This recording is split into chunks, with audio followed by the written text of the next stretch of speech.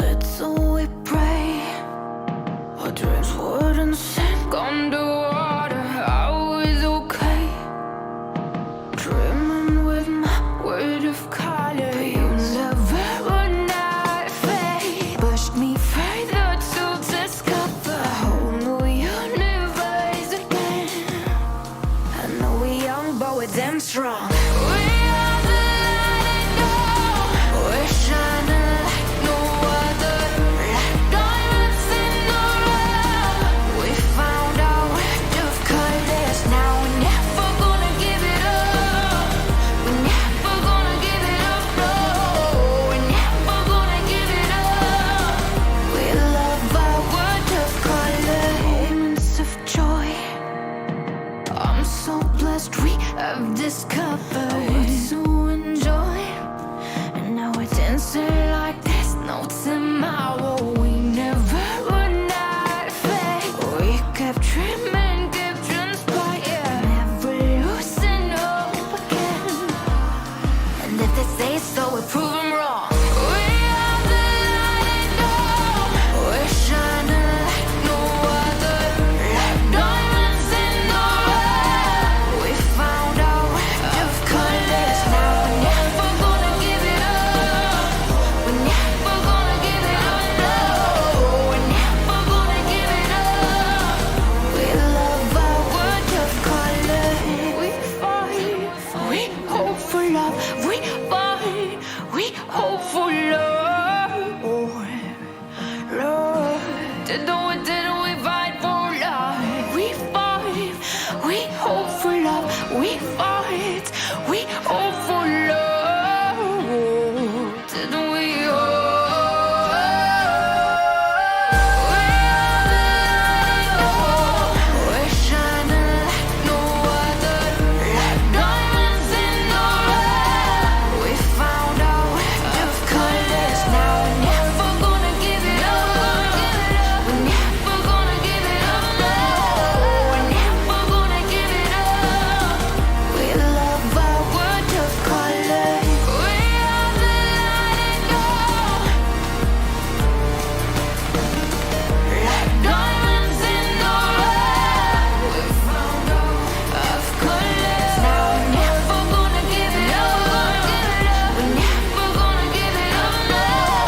We're never gonna give it up. We love our world of colors.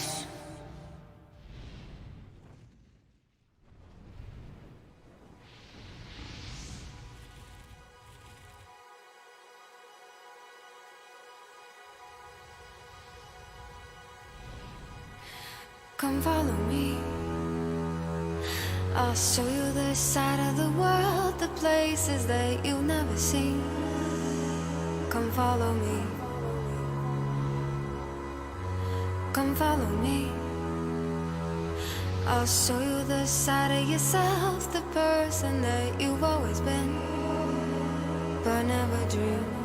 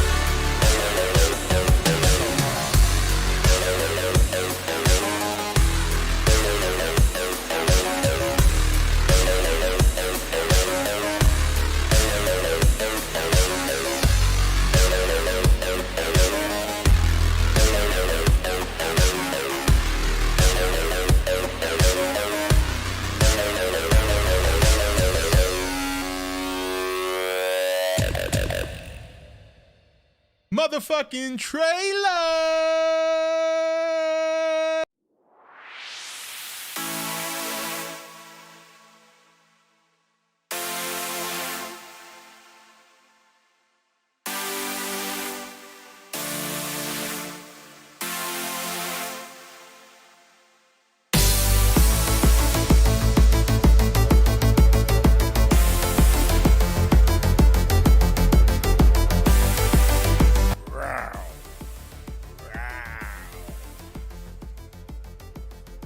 Would you like to see Gorosaurus versus Man, the solo trilogy from Toho?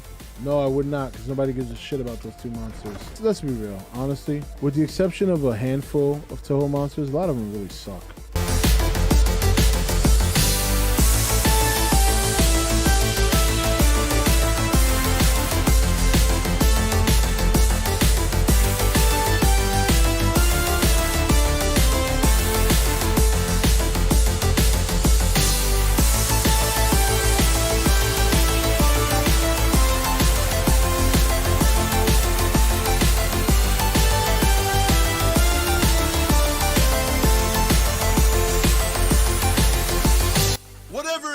To stop the motherfucking lie. Look at this guy's got glasses. Oh, a sophisticated zombie. I heard Rodan's in here. I don't know if I don't know if I missed him. I missed Rodan. On top of the volcano, I missed Rodan. Flying over the water, I missed Rodan. He's been confirmed, established 2014, right here on E.T. motherfucking N. I have only ever loved one woman. And it ain't you, bitch. Poof. Bye-bye. Have a nice trip. See you next fall, because winter's coming. I figured, I thought it was pretty good. I liked it. I enjoyed it. And number one is Godzilla. Godzilla? Motherfucker.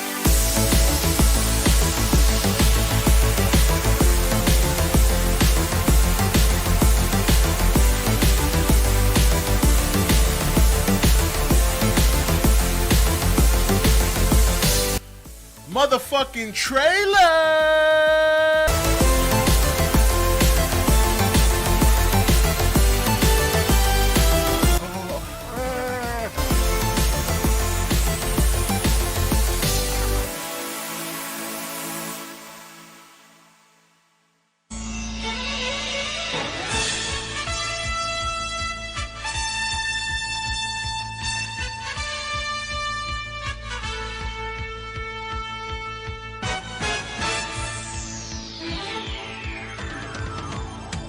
It's coming on Monday. It's coming on Monday. Got the email confirmation today. So I'm probably going to make a special Monday all Voltron stream.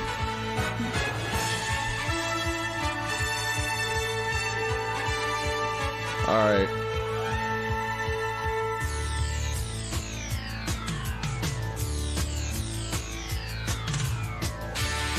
Jacked. I can't wait till that shit gets here.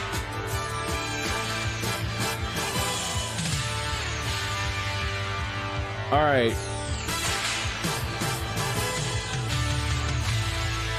The Islanders are playing. Oh, I'm sorry. I don't pay attention to hockey. I only watch real sports. You know what I mean? Not figure skating men. I'm just kidding.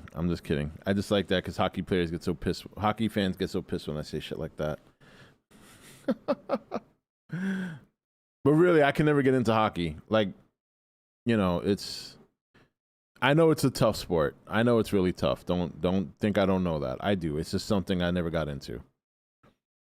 You know what I mean? All right, we're starting late today because I had the second part of my root canal today, so I needed a little extra time to recover. But it's a lot better than it was last Friday, where I just was completely out of the count for the weekend. So yeah, so that's why we're starting late. Should have put a tweet out or something, but I literally been passed out of my bed for most of the day since I got back.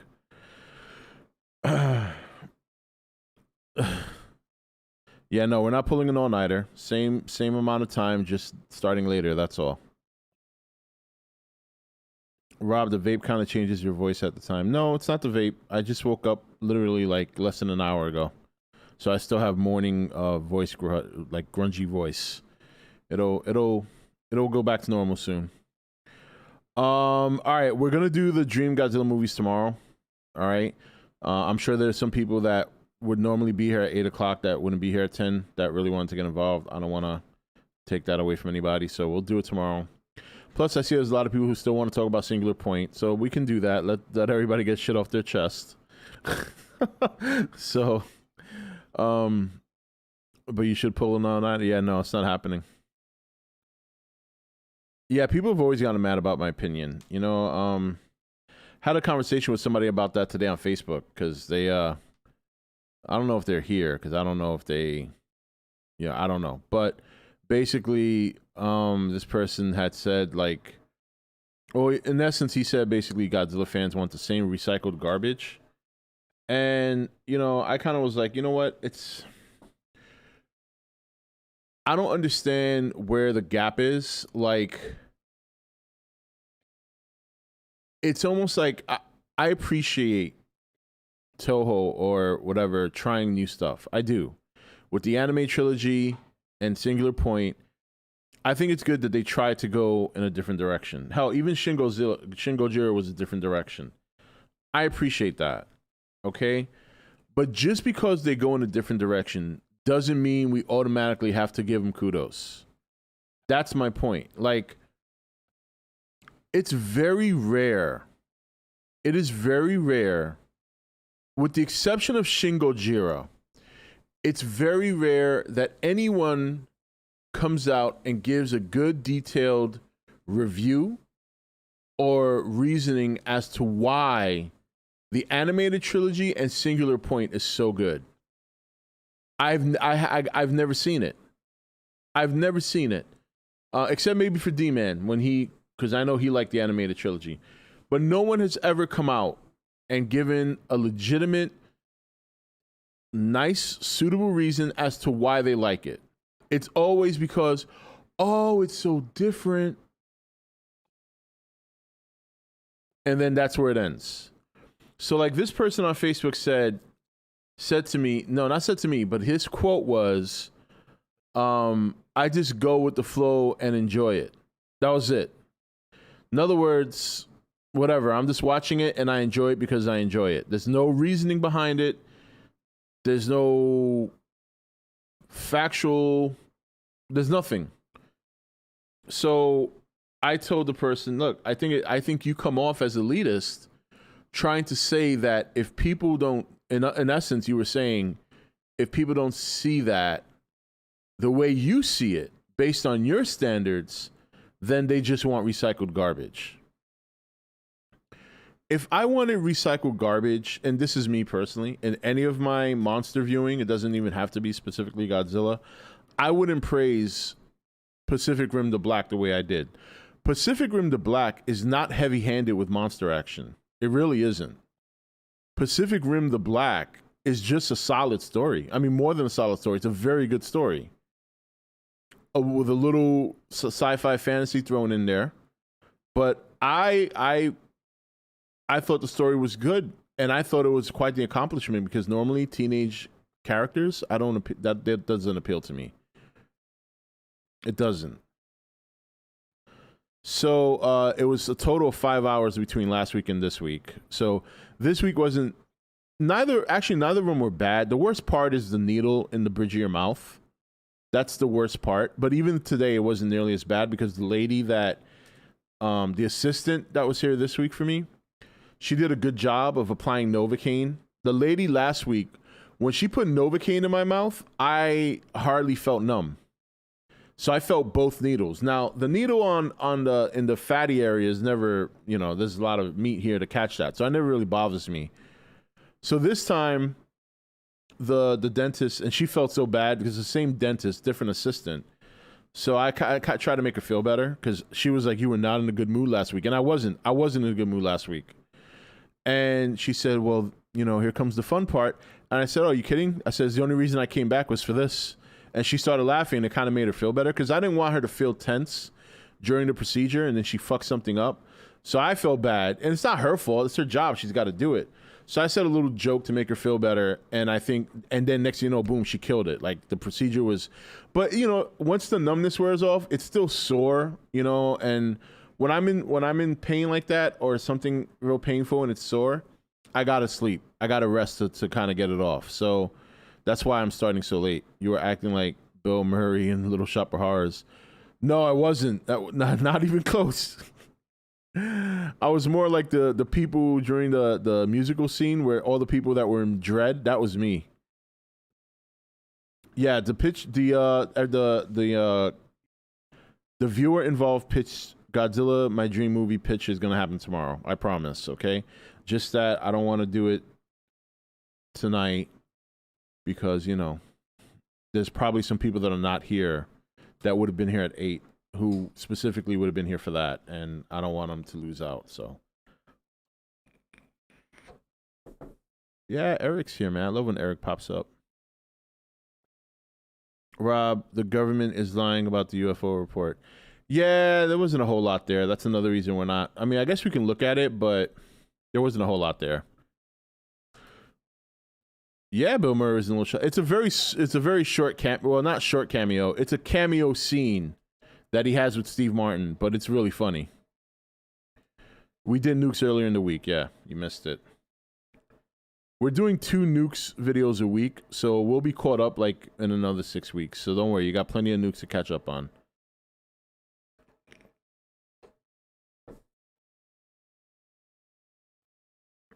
Yeah, no. So, but anyway, yeah. So I mean, it sucks when nobody can respect others' opinions. You know what I mean? Like, I tell people all the time, look, if you loved Singular Point, if you loved that's fine. There's nothing wrong with that. But all I'm asking is don't take away my criticism, even if you don't like the way I criticize it. If I say it's trash, that's my opinion. That doesn't mean you have to think that is. And it's not your job to convince me otherwise. It's the show's job to convince me. So I'm not trying to tell people not to like Singular Point. And I'm not even going to sit here and say that there's not certain elements about Singular Point that are great. The whole Jet Jaguar story arc is fantastic. I love that. I just would have preferred if you called it Jet Jaguar Singular Point. Then I would have been a little bit more prepared.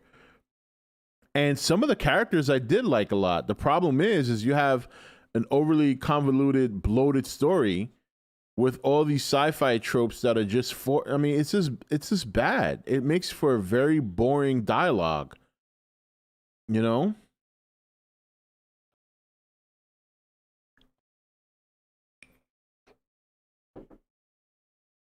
There you go, Boston. Problem with the recent Toho Godzilla content is that the concepts are fantastic, but the execution is poor. I don't think they had to go so heavy-handed on the sci-fi stuff. And the other problem is this. I'm sorry, but you cannot hold out Godzilla for more than half the season. That is absolutely inexcusable. I mean, it wasn't until like episode 9 or 10 until you get to see him full-fledged. What are you doing? Your show is called Godzilla Singular Point. I understand if you don't show him the first 3 or 4 episodes. I get that. But I say by episode 5, you gotta show him. You gotta show him. Okay? And I'm sorry, those pre-evolved forms does not count. Okay? Just because he's sitting there looking like Varan. Look, if you want to, if you know, I know other people are sold on, oh, wow, look at that. It's Goji Varan. I don't give a shit. I didn't come to see Varan. Okay? I came to see Godzilla. All right, if you want to show me Varan, then show me Varan in a different scene, maybe fighting Angrus or something. Just because you splice Varan as one of the pre-evolved forms of Godzilla does not mean you get a pass from me. You know what I mean? And look, the monster designs were great. Manda was fantastic, okay? The Megalon Kumanga splice I thought was cool. The Smog Monster tease was a fucked up thing. That's a la Mechagodzilla City type shit, because you showed it in the trailer and then you didn't deliver. You just, if you're gonna make it a cameo, like I said yesterday, man, if you're gonna make it a cameo, then keep it a cameo on the show. Don't show it on the trailer. I actually like the old man. I got to be honest. So I said that some of the characters I did like. My son cried at the end of the show. He doesn't understand the story. He watched every episode, but what he was hooked on was Jet Jaguar. And when Jet Jaguar sacrificed himself at the end, my son literally cried. Like, I'm not talking about just teary-eyed. Like, I heard him wailing. It woke me up because I've been sleeping on and off all day. Woke me up because he was like, I know it's, and it's cute because he's like, I know it's a show and I know it's make-believe, but he was like, I just felt so bad that Jet Jaguar had to sacrifice. And I was like, and I thought that was sweet. You know, when I see my son show compassion like that, it makes me feel good because it makes me feel like I'm raising him right. You know, having compassion is very important. So unbeknownst to him, I bought him a singular point Jet Jaguar that's coming in next week, and I'm going to surprise him with it.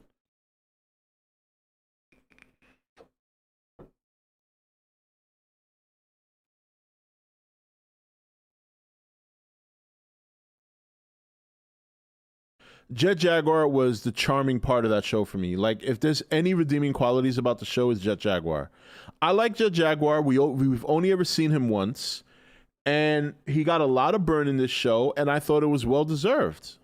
And I liked the way they did it. You know, he was a robot first, controlled, and eventually he was his own AI, and he was a bigger part of the story. You know, it turns out that he is part of the whole singular point thing. I mean, Jet Jaguar was a total Chad in this show. What is the name of the Derrick Henry?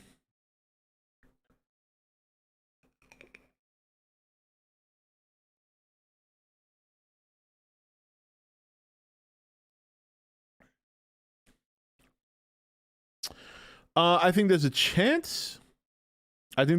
But with that whole Mechagodzilla tease, I don't know where they're going to go with that. They made it seem like Godzilla was completely stopped in this movie.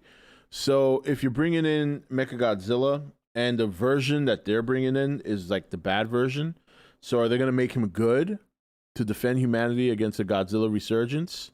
I liked what I did there. Or is Godzilla going to come back and be a redeemable character? I don't know what their plans are.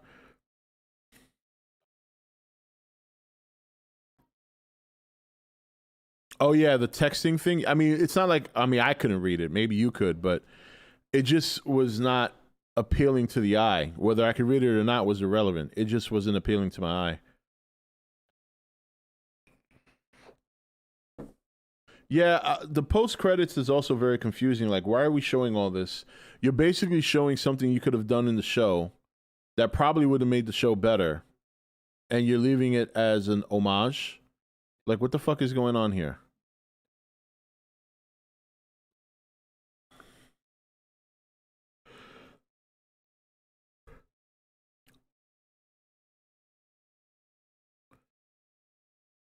Yeah, I guess. So then you have a show that's not Godzilla related with Mechagodzilla as your. I mean, hey, look, I'd be willing to check that out.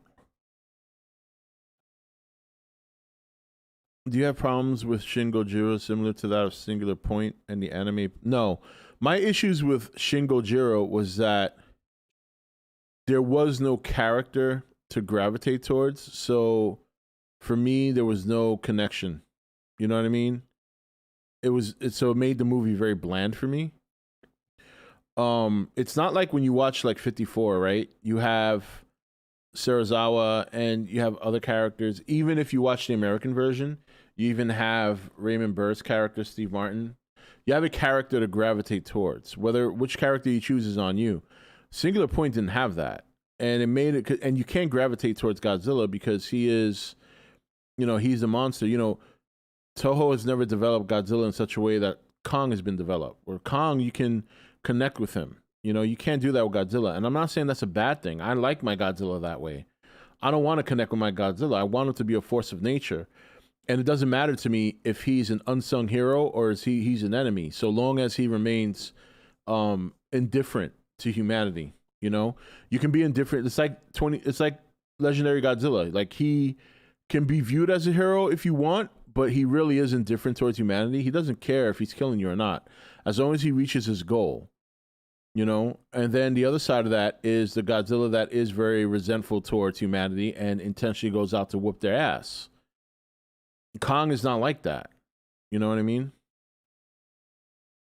And yeah, that's true. Jet Jaguar you can connect with. I did. My son obviously did on a whole level. He became very connected to Jet Jaguar, you know, but he doesn't understand the story. He was asking me tons of questions, and I'm like, just try and enjoy it, kid. You know, and God bless him. He watched every episode beginning to end. He didn't fast forward anything. And I think for him, it was all about watching Jet Jaguar. And to the show's credit, they do provide a lot of Jet Jaguar. And if you get into that character, then at least you can take something away from the show.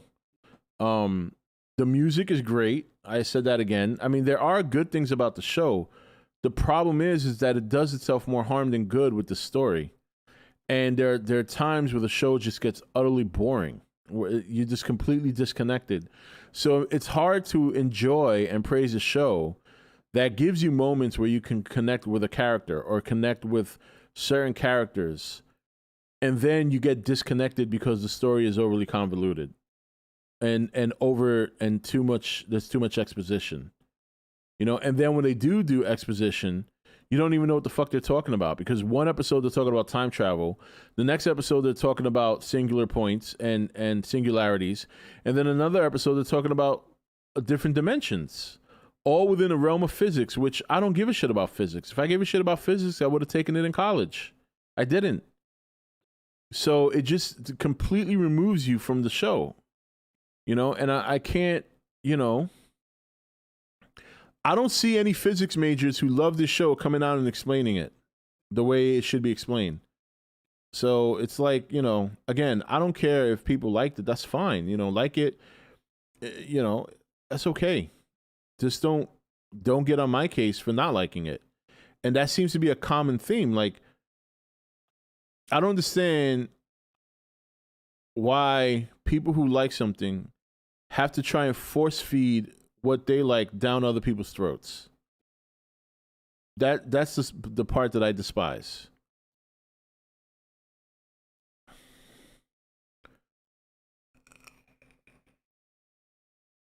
And a lot of the jargon didn't really apply.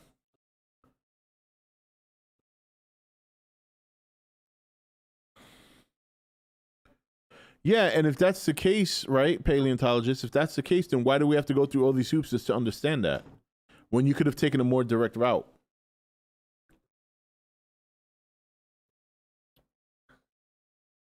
Yeah, but you don't need to give Godzilla emotion to make Godzilla good. You don't. That's been proven time and time again. All you need is a simple, basic story. It doesn't take much. Like, it doesn't have to be overly complicated. Look at Pacific Rim: The Black as a good example. That is not a complicated story. It's a story about families being separated and survival. And the bond between a brother and a sister trying to survive in a world that they were seldomly prepared for. And as quirky as that may sound, I thought it was brilliant. The way they did it, and then the mystery with the other kid and all, it was great. And it was nothing crazy, right? You gave the little bit of monster action when you did. It wasn't that much monster action in Pacific Rim: The Black. The reason people like it is because the story was good.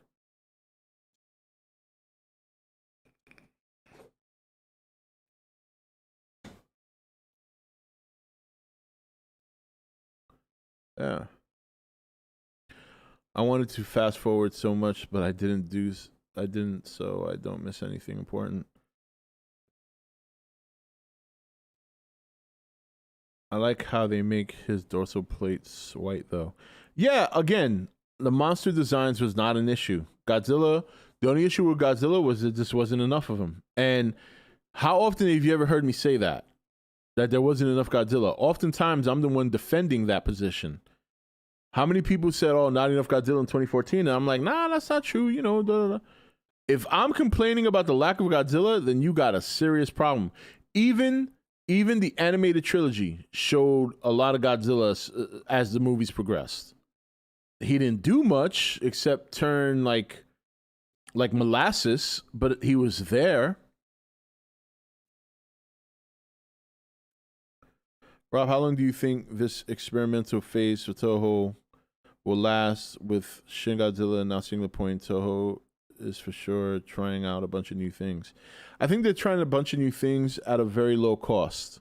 I think that's why you got the animated trilogy, and that's why you got Singular Point. Honestly, it really depends how it does in Japan. If it does well in Japan, they're going to keep doing it. Well, maybe, I mean, let me not say that, because I think they will take the Western audience into consideration. That is their bigger audience, let's be honest. So if that's the case, I think they're going to experiment for as long as they have Legendary doing Godzilla movies over here, because they can afford to. So if Legendary can, let's say Legendary does like 2 or 3 more Godzilla movies, signed, sealed, delivered by Toho, then I don't see Toho doing a movie that I think a majority of people would want until that whole thing is over, until the whole Legendary thing. And that's if Legendary wants to continue doing it. You know, sometimes studio might want to move on from one particular project they're known for, you know?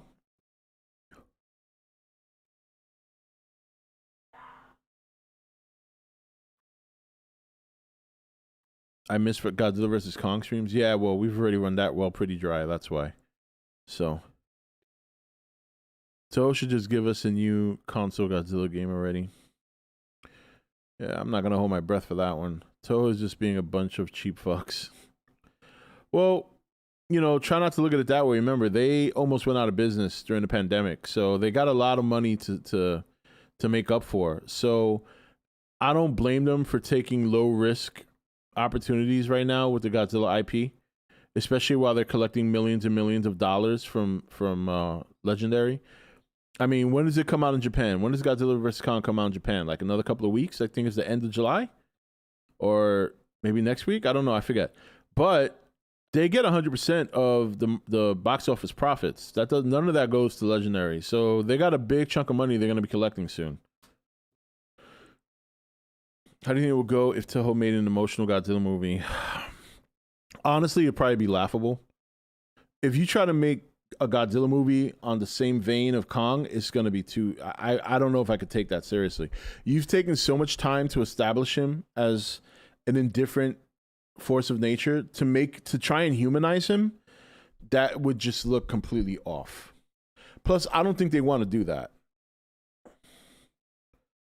But from what I've seen around the internet, most people enjoyed SP. Yeah, but I'm not disagreeing with you, Assassin. And I agree that you've seen that. And the reason I say I agree with that is because you're only following areas that are biased to your point of view.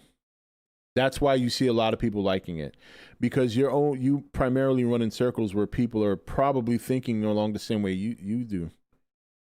You know, this is probably one of the rare places, if not the only place where you go, where not everybody agrees. I saw the twist on the kid in the black a mile away. I can't find a single person who is unironically excited for Dune. The only emotional thing they could do from Godzilla is probably his death or something. Yeah, but that's more emotional towards the audience because people don't want to see Godzilla die and that kind of shit. Rob, you said your Godzilla statue is coming Monday, right? Will you do any... No, it's not. My Godzilla statue is not coming till next year. I'm not getting my Godzilla statue until anywhere between August and November 2022. No, what I'm getting on Monday is my Why do you think I've been playing the Voltron music? My Voltron figure is coming on Monday. And then early July, I'm getting my Mechagodzilla. So, and that's it. After that, my next figure is not till later this year, which is the Ultima Godzilla.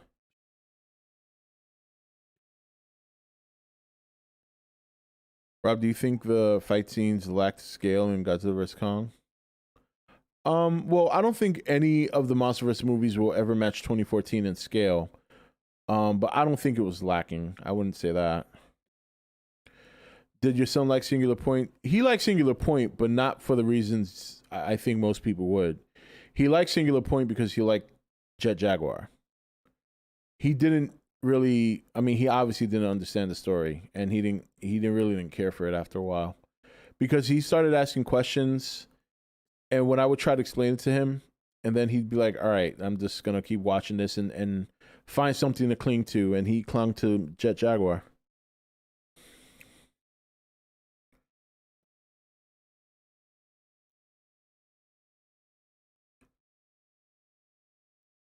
Rob, are you into the SCP Foundation? Sort of. We've done SCP streams before. We've had at least several SCP streams. Yeah, no, the statue doesn't come till next year.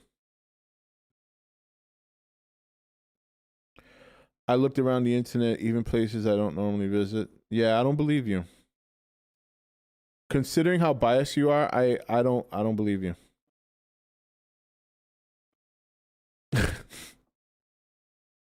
I mean, I made a tweet, all right, saying that I thought Singular Point was far superior.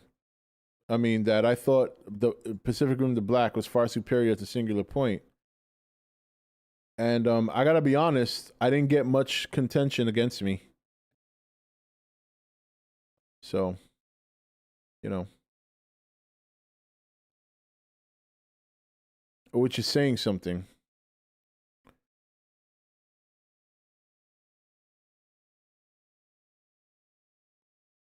No, I thought he had a Godzilla feel, and I loved the design. He just didn't have enough screen time.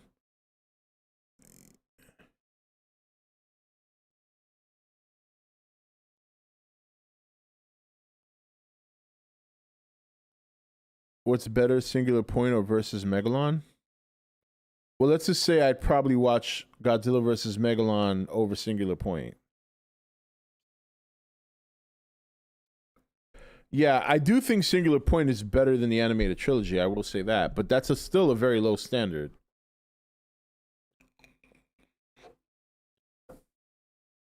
The MonsterVerse is definitely the best thing going on right now, Godzilla related.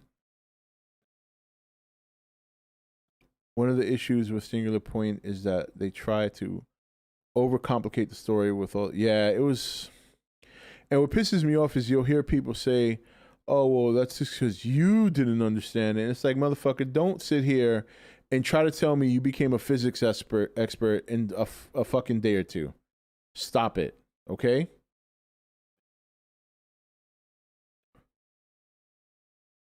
Singular Point should have had a simple explanation like the Mist did. Science experiment goes wrong. Open portal to another dimension. I think that's what they were trying to say. They just took a roundabout way of doing it.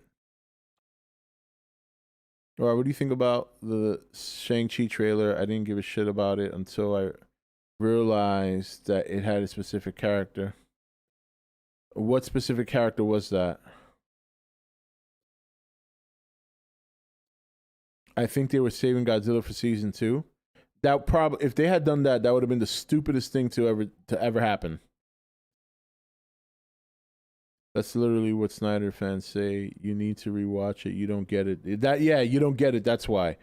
I hear people say that, and it's like, really? And you do, especially on such a heavily sci-fi plot.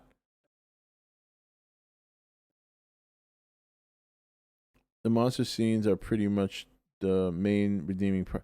Yeah, I mean, there's some redeeming qualities about it, but not enough for me to say it's a good show.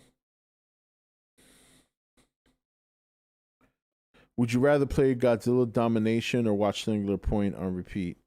I'd rather burn a cigar on my balls. How's that?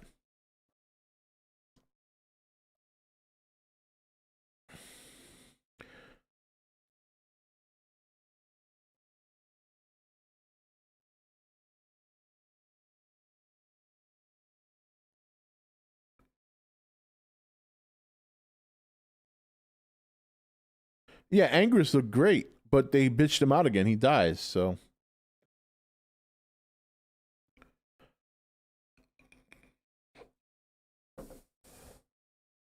The Abomination design in Shang-Chi was levels above the one Incredible Hulk film. Yeah, and this was also almost 15 years later, so CGI's gotten better. Yeah, I don't know, CB, what you're referring to. You didn't answer me, but if you got excited because of Abomination, and nothing else got you excited, then I still wouldn't recommend the movie because it's only going to be a cameo. He's not going to be in the movie for a long period of time. You are one awesome motherfucker.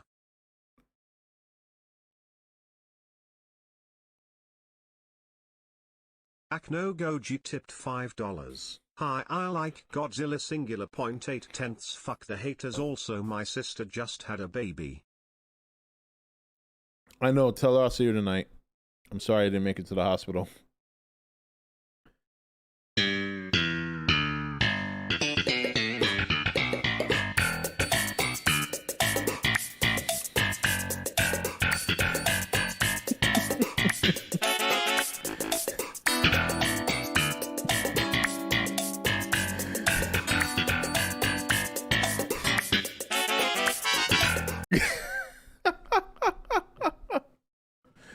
Oh.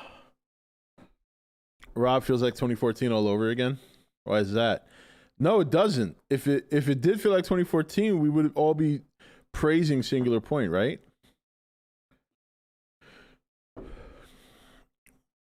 There's no way Shang-Chi could beat Abomination. That's not true.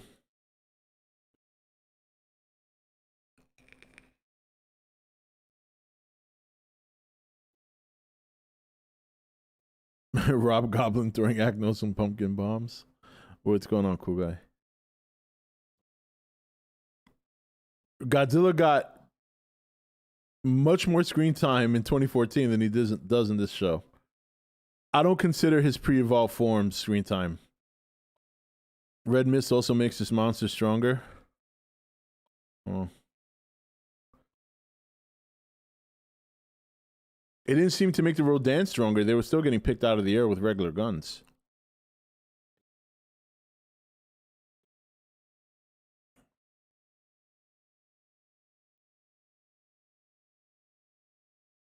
Yeah, Shang-Chi looks like it's pretty good. It looks like it's going to be pretty good. The Abomination thing was fun, but it's not going to be a big deal. Like, it's only going to be a cameo, so I'm not excited for that. You are one awesome motherfucker. And there's some people who think the dragon under the water was Fin Fang Foom. It's not. Just want to establish that right now. Goji tipped $5. I was in the hospital since 7 a.m. Chicago time. Good, man. Thanks for covering for me, because she would have been pissed if no one else had been there. Robert, you going to do a Godzilla run? Hell no. Those Godzilla app games are complete and utter trash. I considered it. I downloaded them. I tried them, and I'm like, I'm not streaming this bullshit. Rob, where would you rank Singular Point with the other Godzilla content since 2014? Just above Godzilla, the animated trilogy, which I have ranked last. So second to last.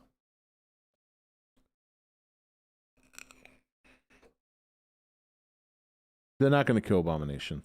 He's going to be in She-Hulk next year.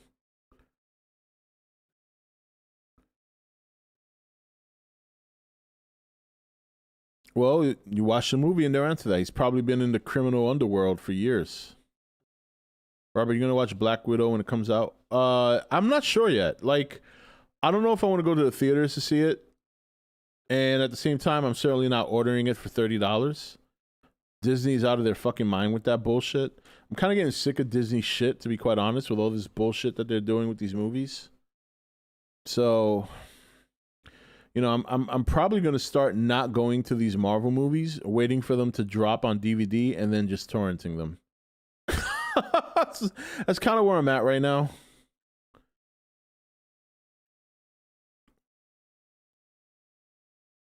Opinions on Loki. I like Loki so far. I think people are blowing episode 3 out of proportion.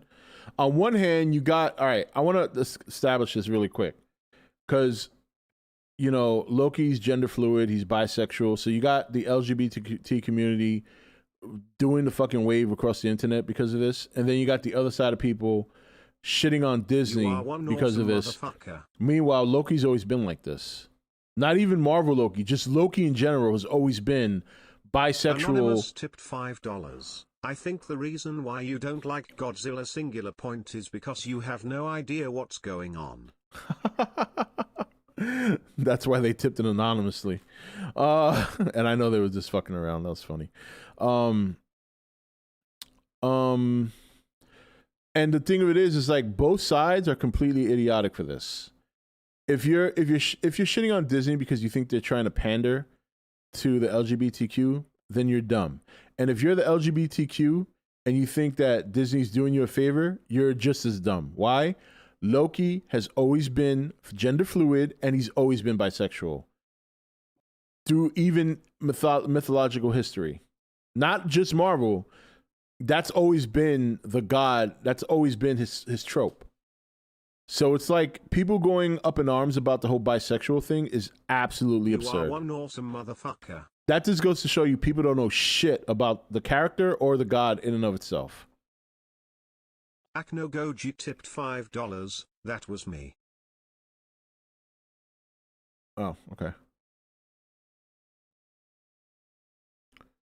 Yeah. One character that could genuinely be bi would be probably the God of Mischief. Yeah. Yeah, he's always been that way. There's nothing new there. Like, Disney is not doing a favor for the LGBTQ, and they're not trying to screw with people on the other side. And you want to know something? At the end of the day, does it fucking matter? It doesn't matter. Like, a character's gender in any movie or any show doesn't, not their gender. Their sexual orientation means absolute zero in any movie or any show unless the story is surrounded around that for a reason. You know what I mean? Like Brokeback Mountain. Obviously, that has a lot to do with the sexual orientation of two cowboys who are trying to keep their love under wraps. You know, The Crying Game, things like that. Then a character's sexual orientation means something because it's part of the plot. But for the most part, it doesn't mean shit. You know what I mean? It doesn't mean anything. So that's why when I see movies try to do shit like that, that's when I get pissed. But if it happens organically, like it did in Loki, it's not like he sat there and was like, yeah, I'm bisexual. He said it in passing. That's fine. That's organic. That is natural. That's why I'm not going to criticize it. But if you make it a big deal, like they did in Star Wars, remember the third Star Wars movie? Those two chicks out of nowhere just kissed. Who gives a shit? Why did these characters out of nowhere just kiss? Because it was pandering. They're not even main characters, so what's the point of showing them tongue each other? No one gives a fuck. Anyway, I just wanted to say that.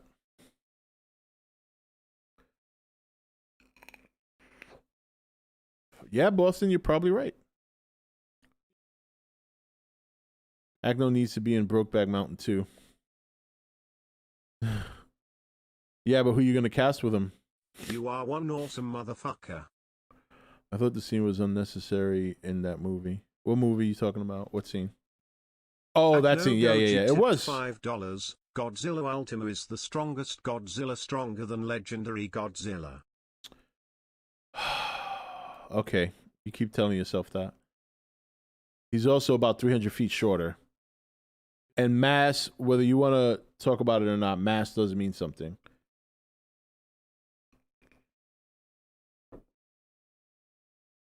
Michael Gonzalez, there you go. That's a good idea.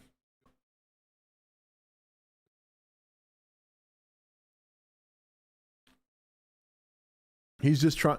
I don't know why he's trying to start a debate. Because he has to spend money to debate. And I don't think that's a smart thing to do.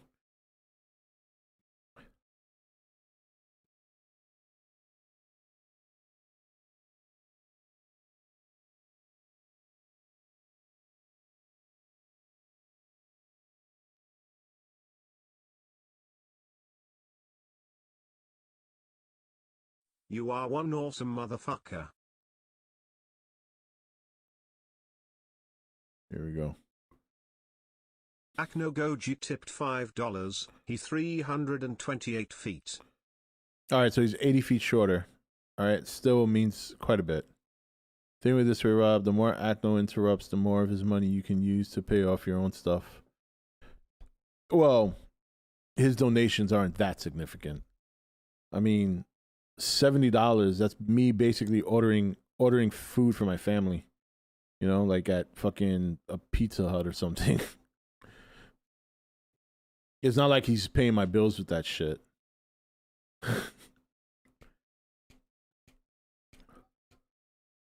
Imagine how much he gives to strippers. I can only imagine. Rob, how should the news that people in the TVA are variants? So how did the news then? I wasn't too surprised. I had a funny feeling about the variants after episode 2. About the TVA, I should say. You can order the Monster Arts Kong for $70, the real winner. If you consider that a winner, yeah. No, it's not that pizza prices are too damn high. It's that my fucking son absorbs pizza.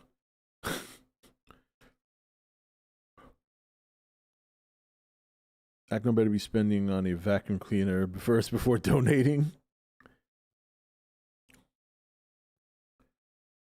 You are one awesome motherfucker.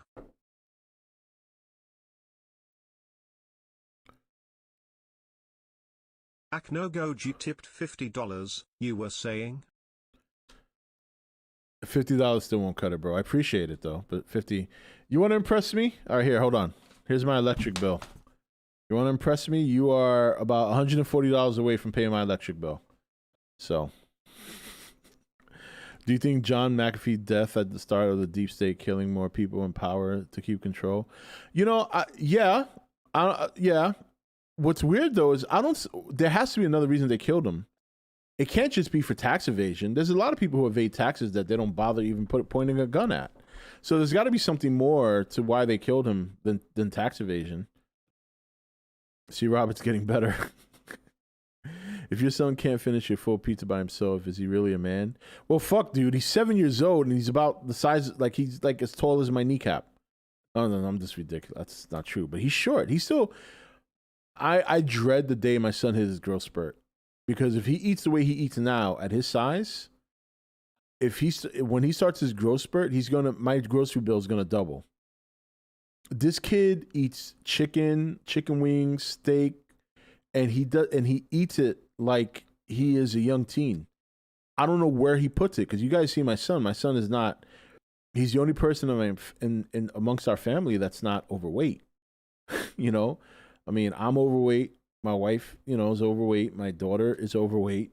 You know, my son, he eats the most of all. Even I don't eat that much. I mean, granted, I've lost weight, but I've kind of staggered now. You know, I've hit a 50-pound, well, 40-pound now, because I put 10 pounds back on, but I've been stuck pretty much at the 40 pounds lost, and I haven't gone anywhere. Now, I expect that to change when I start working. You know, I'll probably lose another 15 or 20 pounds just from, you know, moving around all day. You know what I'm saying? Because the only activity I do now is walking my dog like twice or 3 times a day. And mostly twice, because on stream nights, my wife takes her for her last walk. And unfortunately, as big as my dog is, I still can't take her on the long walks I used to take when I lost the weight. Because she's still a puppy. And the last time I tried taking her on a long walk, she sprained her leg. Acno Goji tipped $5. He got a fast potassium. No, he's got a fast metabolism, you fuck. Potassium. You know you get potassium from a banana, right? You mean metabolism.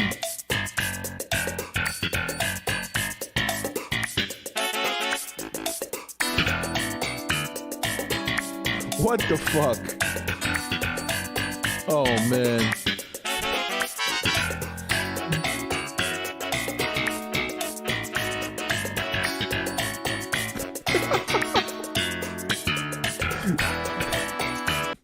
What in the shit? What? Acno like his fair share of bananas. Yeah. He's got a fast potassium. Oh man, this is good stuff. He's got fast potassium. Oh my lord. Oh, Acno. It just might be better if you just don't donate the rest of the night.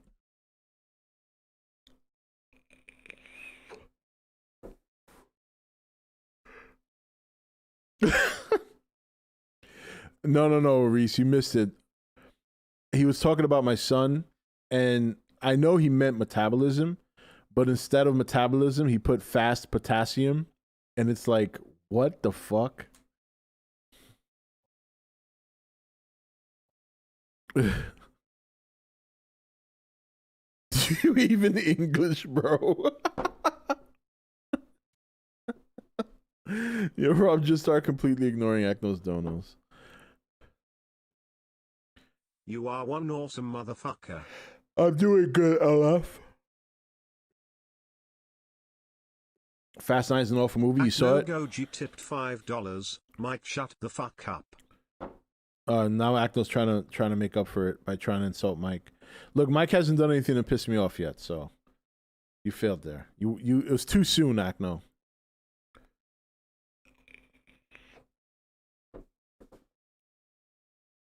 That's almost like saying sleeping gets you more rest. Yeah, I know. That was a funny one the other night. Banana Foster's is a delicious dessert, by the way. I've never even heard of it. Professor Hulk gonna turn back to Savage Hulk and fight the Abomination because awesome Banner will need him during the ass beating in She-Hulk. What do you think? We'll see. I am Joe Biden tipped $5. Akno, you dumb shit. You aren't supposed to use your stimulus and unemployment check on promoting how fucking stupid you are. The world already knows. I am voiding your checks. I don't want your fucking vote. Say hi to your left hand. And your mom too. This one fell off the cliff. I'll probably still watch it. Blame it on. After watching Singular Point, I need a brain dead movie.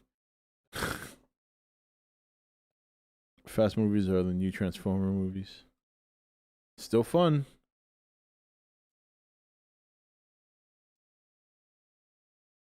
All men and women created by go. You know the thing.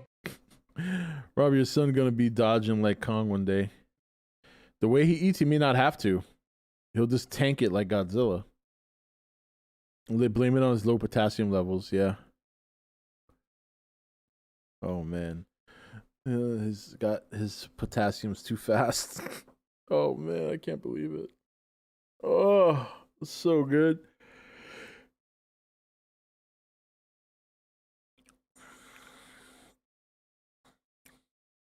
Oh my god.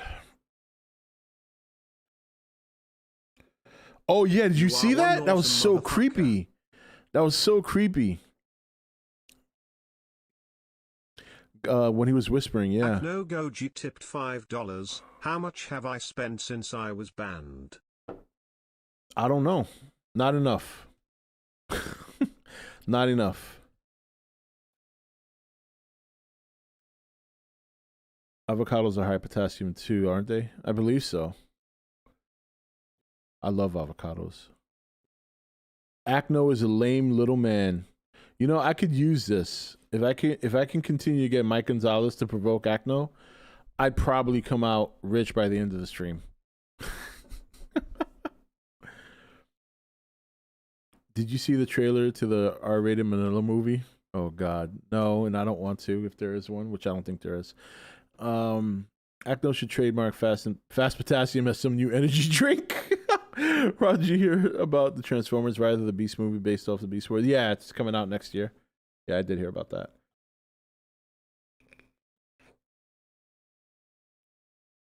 Did you see the new Halloween trailer? I did. Not that I'm excited for it. I'm not really, I'm not really big on horror. Probably going to pimp out Mike Gonzalez to Akno. Retire early. I know. Who needs Bitcoin when you got Mike Gonzalez and Akno?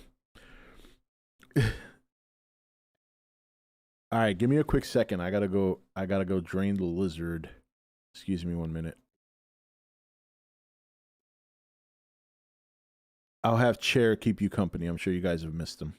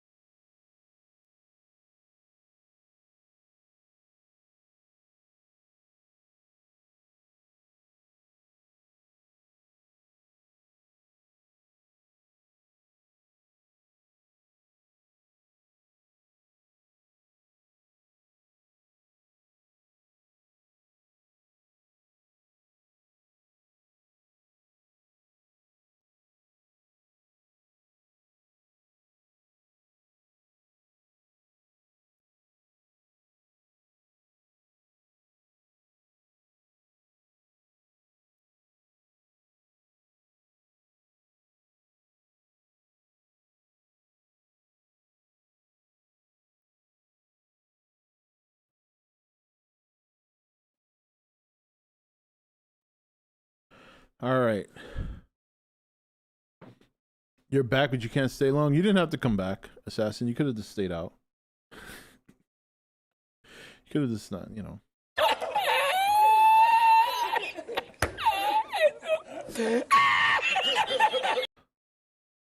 Chair said he loves Singular Point. Did he really? All right, Chair. Yeah. Got a lot of gas waiting for him after stream. Rob Leaves Chair was explaining Singular Point to us.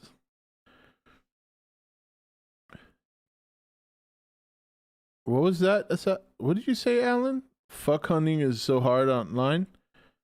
Well, you got to go out and hunt for fucking. You can't. Oh, you said. Oh, Funko hunting. Okay. I thought you was looking for Poontang Pie online. I said it's a lot easier if you just go out and look for it in person. You can't, you know. Chair has high potassium levels. It's because my gas is full of potassium. So when I sit here and I'm like, Brah! Even my chair got Acno to donate. No, you're kidding, right? Don't make me look this up. Did he really? I gotta see this. I gotta see if Nuts is just fucking with me. Let me see. Okay, no, he didn't. That would have been funny though. Like if I saw a comment here that said, "Hi, Chair, it's Acno," that would have been hilarious.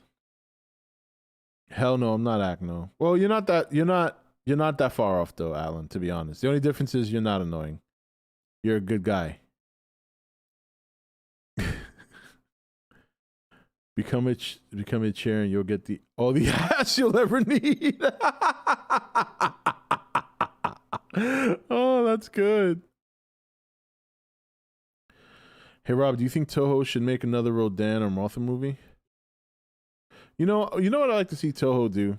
Take a break. Look, Toho's actually got a really good movie coming out. Oh, I think it came out already. Called The Last something Archimedes.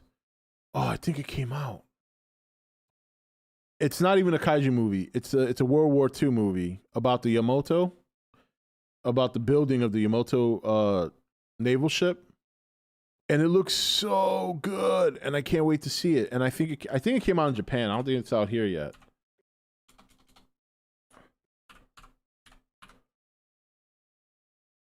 Let me see if I can find it.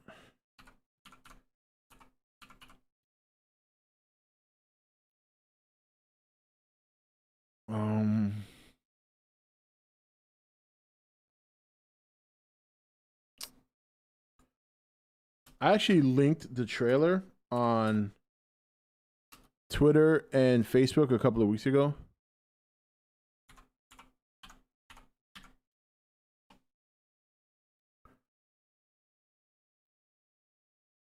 The Great War of Archimedes. Yeah, I'll link it in here so you guys can check it out. It's a Toho movie, and it looks really good. Check out the trailer if you get a chance. It came out this month. I don't know if it comes out. I think it came out the 25th. I think it came out today. But in Japan, I don't think you can find it here.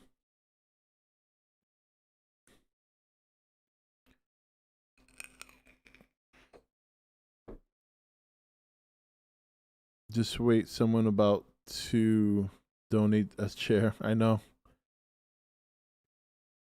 Did Chair see my lizard? No, but he sees my balls.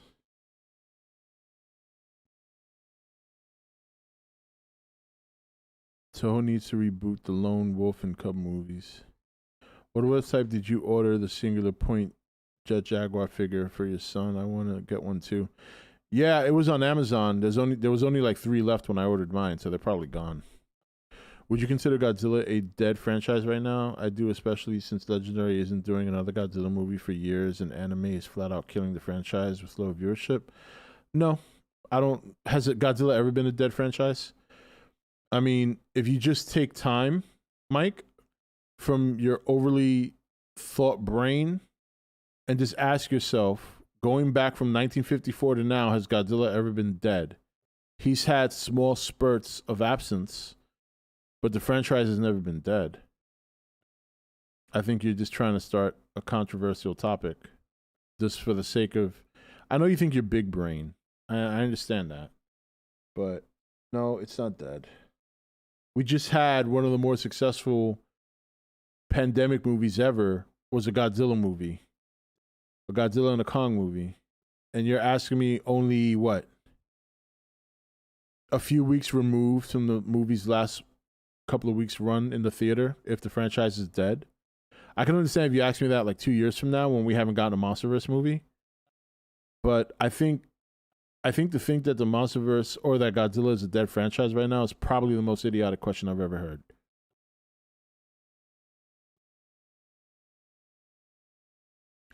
All right, Acknell, now's your time to make fun of Mike. He's asking dumbass questions.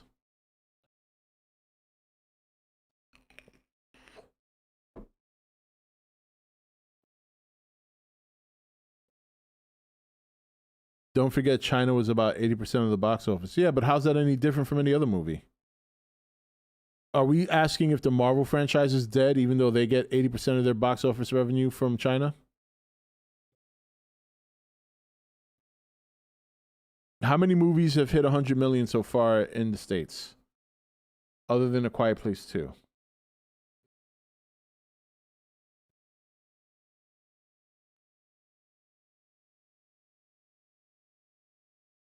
Marvel makes more money in the States, and as they should. But even with all the money they make in the States, a great portion of their money comes overseas. Godzilla's no different. But Marvel should be making more money.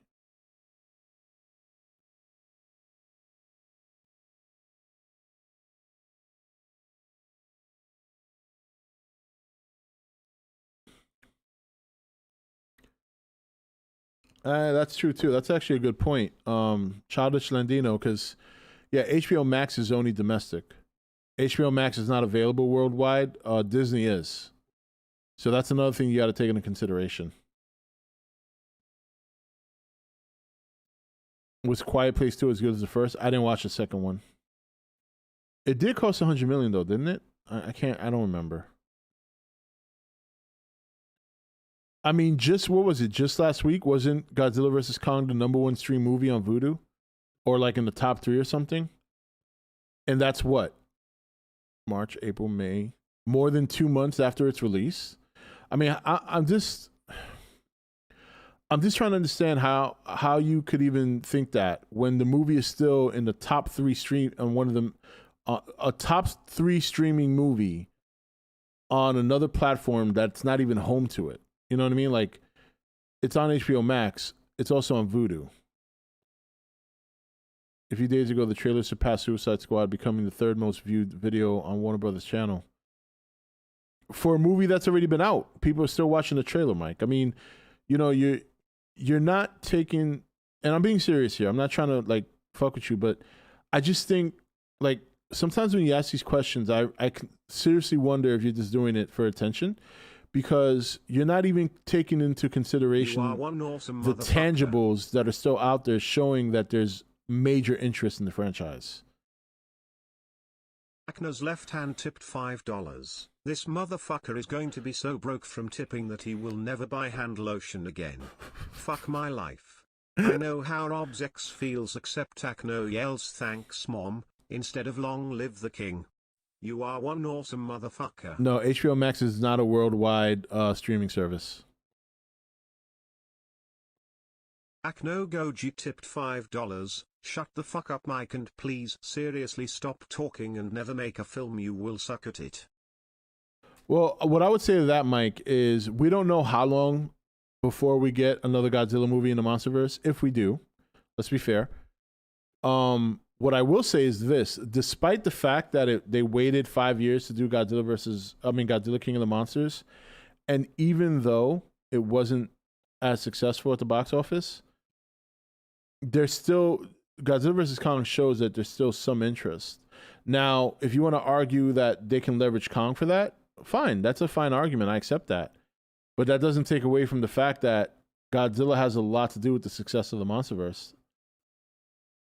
You know what I mean? I mean, he is the MonsterVerse. That's pretty clear. So I could understand your question a year and a half from now, 2 years from now, if we had no word of what was happening. But they've already, I mean, like I said, we're still off the heels of Godzilla versus Kong, and there's still generally interest in the movie. I mean, people are still watching the trailer after the movie's been released. It's what is it, James? The second most viewed trailer in Warner Brothers?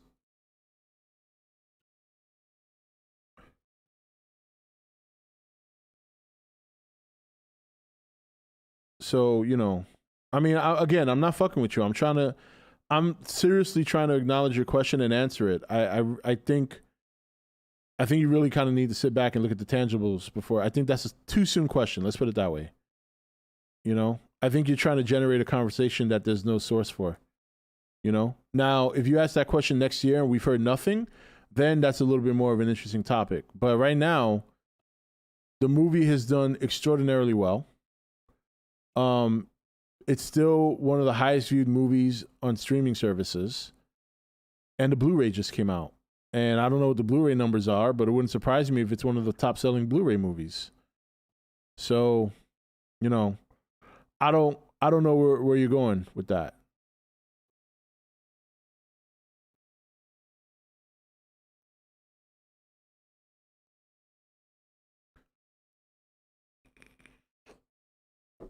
Yeah, I did watch the newest trailer for Suicide Squad.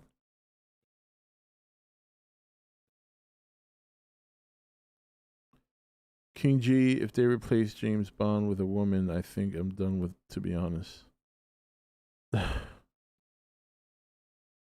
Later, Assassin. Assassin left because we're not talking about Singular Point anymore.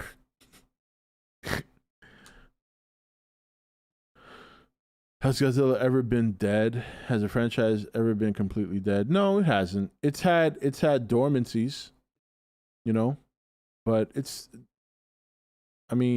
like the kaiju version of James Bond. It never really goes away. So now that Godzilla vs. Kong already came out, what is your most anticipated movie this year and why? Every time somebody asks me that, I got to be reminded of what's coming out this year.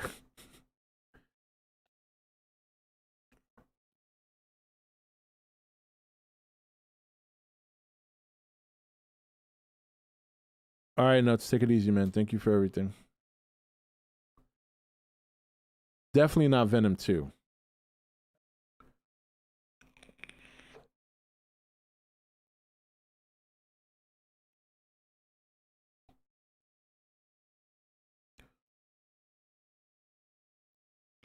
Spider-Man 3 should be fun to watch.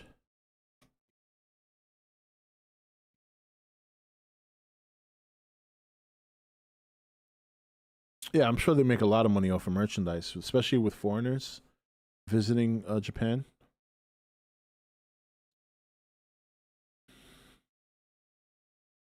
I mean, if I were to visit Japan, the first thing I would do is go find Godzilla stuff and probably buy something so I can say I bought this from Japan.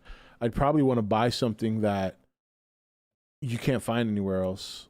You can only find it in Japan, or with something that you can only ship from Japan. You looking forward to Snake Eyes? I like G.I. Joe. I like Snake Eyes. I'm not sure I'm looking forward to that movie, though. What did you think of the Eo-like Manda with mantis legs? I liked it. I liked the monster designs in Singular Point. That's not one of my criticisms at all. Yeah, Dune is going to be something special because there's so many people talking it up, and those are the people who are going to love it no matter what. So I'm not taking when the movie comes out and they give their opinions on it, I'm not going to be even paying attention to that, because when I see people who have not even gotten any sense of seeing the movie, like they've just going based on trailers, and they're 100% convinced it's going to be a hit, I already know that they have coerced themselves into believing the movie's good. Awesome motherfucker. So I can't take that seriously. I go by proof of stake. Akno Goji tipped $7. Last tip, Mike, please don't be like me and not eat Wheaties and just zip it now to zip it and just stay quiet and never open your mouth again. Also, when will I get unbanned, and seriously, how much have I spent this year? I don't know, dude. I don't keep track of what you spend, man. That's on you. That's your budget, not mine. If you don't know how much you're spending, then you probably might want to slow it down. Yeah, so based on history, Dune never has done well. This movie looks better. It's got a great cast. But when Dune came out back in the 80s, at that time, it looked great and had a good cast. Looking good and a great cast does not equate to a good movie. So I don't know. We'll see. Based on history, I don't expect it to do well, but I could be wrong. And if I'm wrong, then that's fine. That's great. But I'm not going to sit here and say it's going to be the best movie since the coming of the Messiah. I don't believe that. This is a story that has been tried several times, both on TV and in cinema, and it's completely failed. And I think the reason for that is not for lack of trying. I think the reason for that is that the story is very complicated to execute from book to screen. The director is great, to be honest. Okay. We've also had a lot of great directors do shitty movies. A great director does not make the movie immune to being bad. You know, I understand. Look, I'm not trying to take the excitement away from any of you guys that are looking forward to it. And I'm just being realistic. Like, what evidence is there right now that guarantees a movie being a hit? That's what I want to know. And the only thing I've heard from people arguing that is great cast and great special effects. But those are two formulas that do not equate to a hit movie. They never have. So what is it about the movie that we know can guarantee that's going to make it a hit? We know that the story has failed in the past. We know that special effects don't carry a movie. And we know that a cast, as good as it can be, does not carry a movie. So what is it about Dune that is a guaranteed success?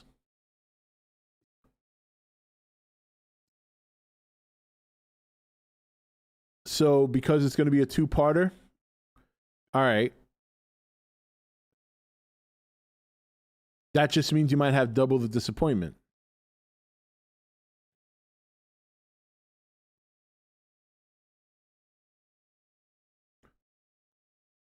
I guess my question is this. Can we guarantee a movie success before watching it? How about that?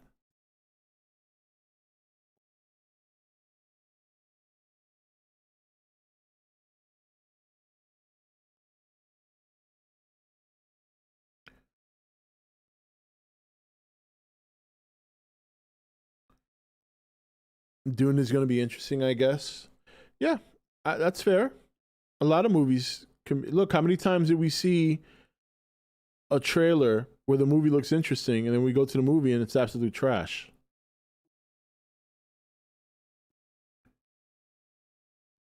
If it's Marvel or Star Wars, you can. All right, but this isn't Marvel or Star Wars. And I wouldn't say that about Star Wars. I would not have said that about Star Wars in a long time. Marvel right now, they just have a formula that works. Dune has a budget of $165 million. Jesus Christ, that's a lot of money. Godzilla's Singular Point is a good example. So if anyone here that is looking forward to Dune and thinks Dune is going to be a huge hit, if you can tell me a good reason why it's a huge hit, then I'd agree with you. Then I'd probably, but I don't think you can because you haven't seen the movie. Like, I mean, Mike has been, you know, all over this movie for months now. Months. I mean, dating back to last year. And every time I ask Mike the same question, you know what his response are? It's the great special effects and a great cast. Without realizing, because, you know, Mike thinks the world started when he was born, without realizing that the movie from the 80s was great special effects and a great cast as well. And it utterly failed.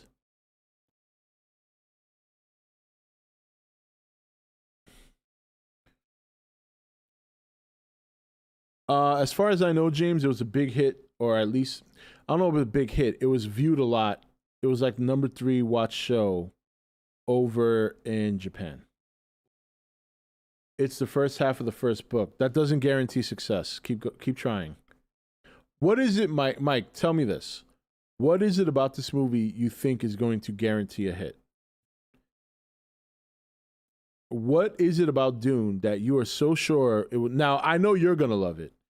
I already see you giving it an A+ no matter what. But you've already sold yourself on the movie. What is it about the movie that you think is going to make it an absolute hit?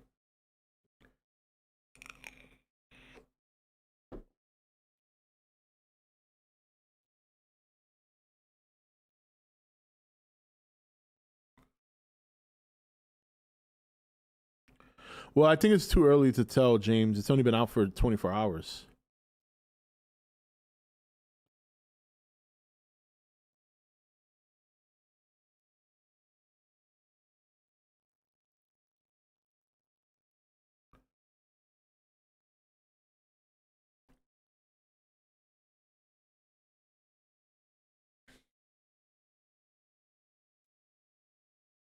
Dune would be better if Jet Jaguar fights the worms.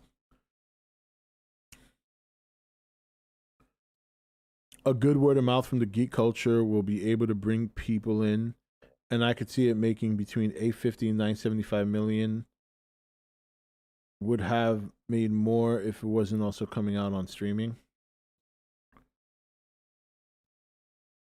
So you think the geek culture, which is a small percentage of interwebs people, is going to convince the broader audience that really doesn't sit on the internet? That and by the way, word of mouth is an important thing if the movie is good. So what about if the movie's bad? Then that just counters your whole argument right there. Then word of mouth is going to shit all over the movie. So I ask you again, what is it you think is going to make this movie a guaranteed hit? Because that's what you believe. You believe it's a guaranteed hit. I don't see a guaranteed hit until the movie's out and it does well. But apparently you can tell the future. So what is it about this movie you think is going to make it a guaranteed hit? Geek culture is a large percentage. It is not. It is not. It is not a large percentage.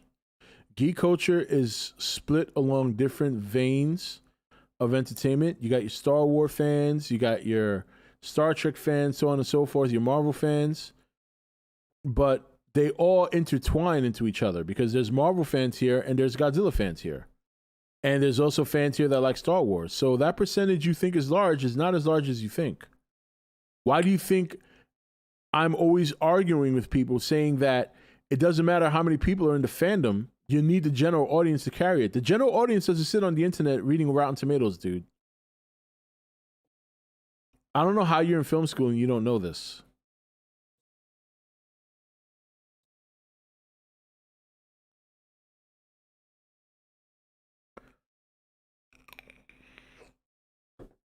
You know what? I think I have an idea of how we can get a general consensus of this. I think we can get an idea of just how popular this movie is going to be. Okay.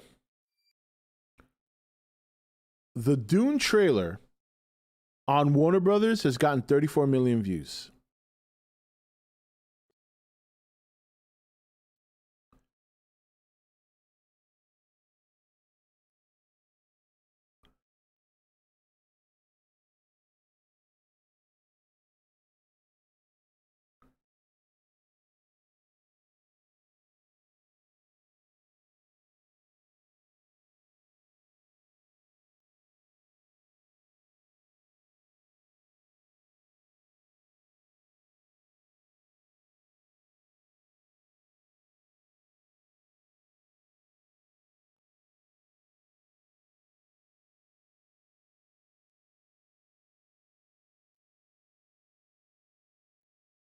In the Heights has great word of mouth, yet it's losing to Peter Rabbit.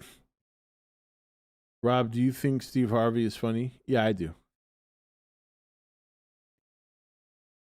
That's a good number, but trailer numbers don't equal success. Neither does you thinking a movie's going to be good. And I just made my point.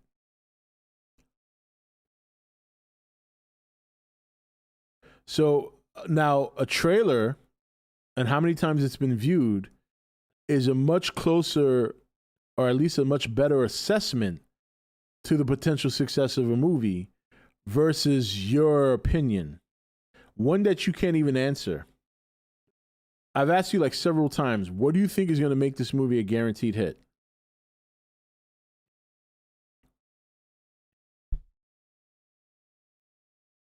Yeah, I know he just stuck a blade across his wrist with that.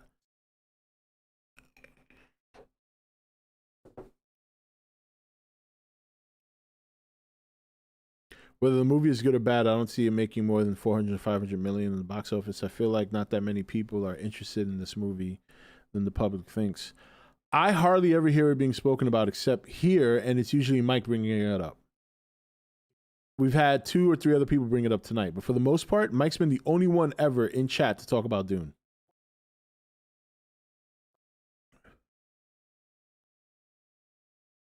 The next trailer will be a better judge of interest since the first one came out over a year ago. No, less than a year ago. It came out in September of 2020. We're not even through the summer yet, Mike. Let's not get over dramatic.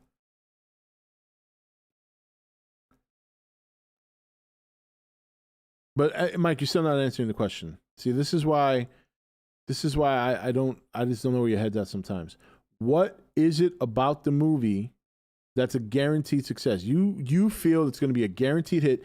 You've gone as far as saying that it's going to traverse cinema. It's going to be it's going to like start this whole new birth of how to film movies. By the way, you said the same thing about Zack Snyder Cut, which turned out to be absolute trash. And hardly anybody watched it other than the Snyder cunts. Okay, so you were wrong about Justice League. Horribly wrong, by the way. Now you're doing the same thing with Dune. Why should I take your word for it?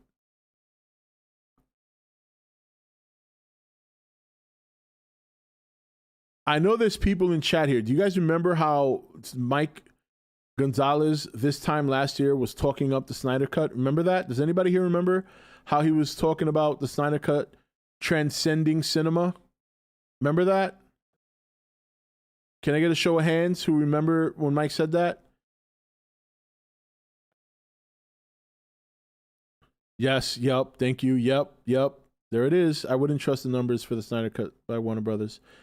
The second coming of Christ. Yeah, I delete the Snyder Cut from my memory. Yep, affirmative. It's Mike, so yes, yep, yes, sir, yes. Okay, do you guys think Mike was accurate in that assessment based on the Snyder Cut that we all saw? Would you agree that the Snyder Cut has transcended cinema to a whole nother level?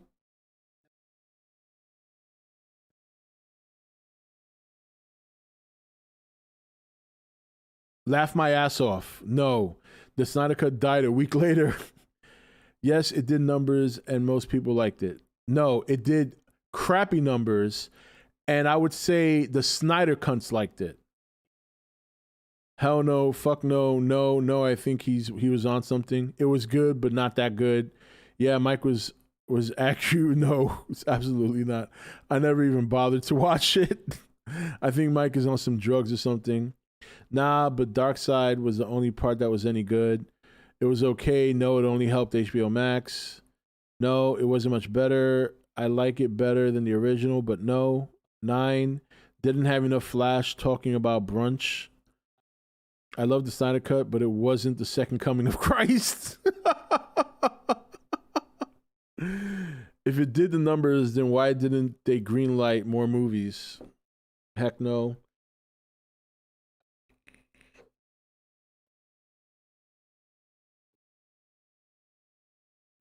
So I think, Mike, your assessment of Zack Snyder was just a bit off. So now you're saying the same thing about Dune, a movie that has been tried several times before and has utterly failed. Okay?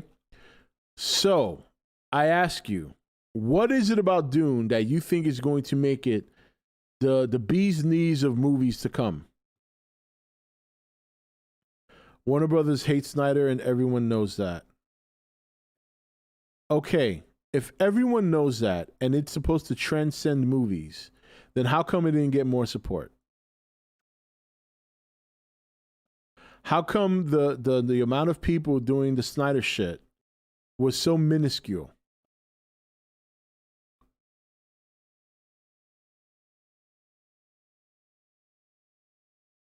How come a franchise that you, Mike, just said is dead utterly destroyed Snyder Cut?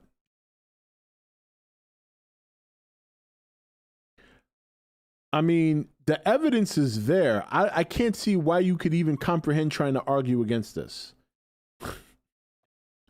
Other than to save your own ego, which we all know you have a big one.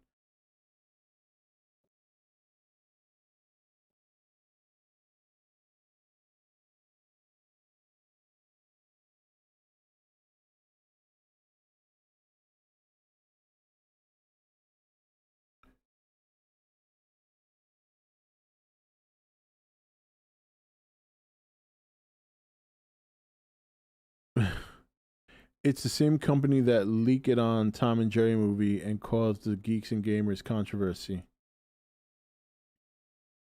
Mike, that doesn't take away from the fact that the movie was mildly successful. Mildly. Okay? You can, if you want to blame Warner Brothers, look, you can find every excuse you want. It doesn't change the fact that the movie did not do well. Okay? There's not too many 4.5-hour movies out there that can do well, first of all. Second of all, did you even watch it? Do you actually consider that a cinematic masterpiece? I mean, do you consider a story a masterpiece when they take a character and just shoehorn him in at the end, and then the question rises: why wasn't the Marvin Manhunter? Why wasn't the Martian Manhunter in any of the other movies if he had been there the whole time? Do you understand how stupid that looks? And you're going to try and convince me that this is cinematic masterpiece? Get the fuck out of here. Are you kidding me?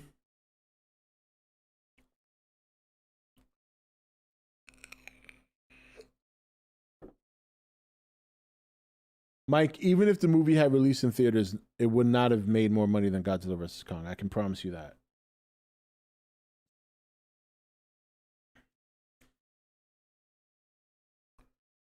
Okay, so if there was a Green Lantern in that position, the same question arises. If the Green Lantern is chilling around the area, how come he waits till the end of the movie to make a cameo and ask permission to be part of the Justice League?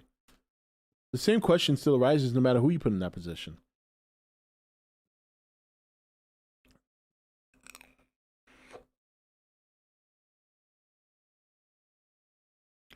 Mike, regardless of the fact, your assessment of the Snyderverse was absolutely wrong. The Snyder cut movie was 100% wrong. Your prediction was a dud, okay? That's the bottom line. You can find as many excuses as you want. It doesn't change the fact that your prediction was a dud. Now you're making the same prediction for Dune. So explain to me, what is it that Dune has that's going to make it a guaranteed hit? What is going to set Dune apart from the other iterations? Because it's still the same story from the same book. What is it? Because you seem to have a no on something. What is it in this Dune movie that is guaranteed to make it a hit? Go.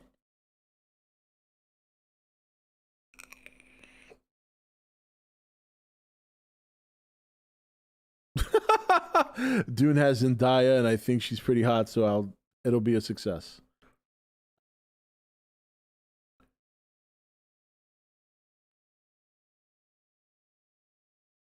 Do you remember when we were getting destroyed by a meteor? Yeah, I know. No, he's not going to say sandworms. That's why I want to see what he's going to say.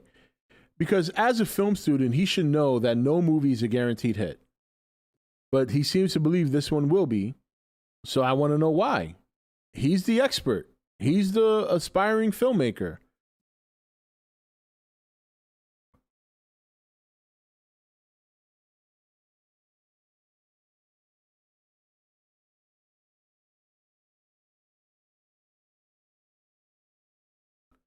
I don't think Mike is an actual film student.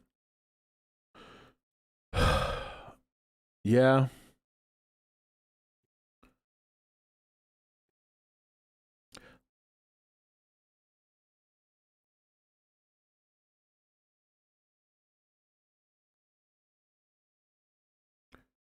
Personally, I think the story is great, but for the general audience, it needs to be sold by the actors in the movie, which has the star power and know the giants. So you think it's going to be the actors that are going to deliver? All right, I don't think that's enough. There's no amount of casting status that can guarantee a movie success. There have been a lot of movies with great actors in it that have been complete shit. It's already been proven multiple times. An actor or a set of actors cannot carry a movie. If the story doesn't cut it, then that's it. And this story has failed in the past. It has. So, I'm not saying it's not going to be a hit. I don't know. We got to see when it comes out. But I'm not going to say, but based on history, it doesn't look good.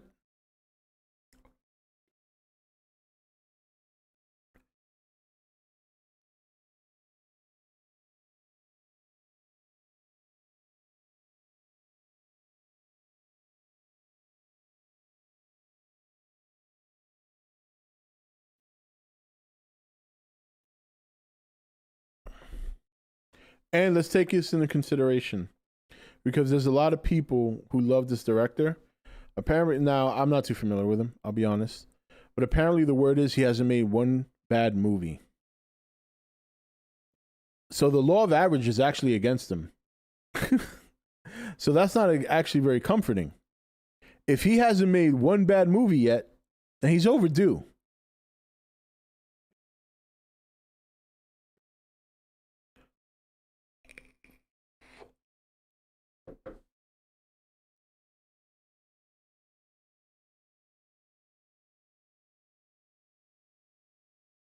The biggest threat to Dune is the competition late in the year.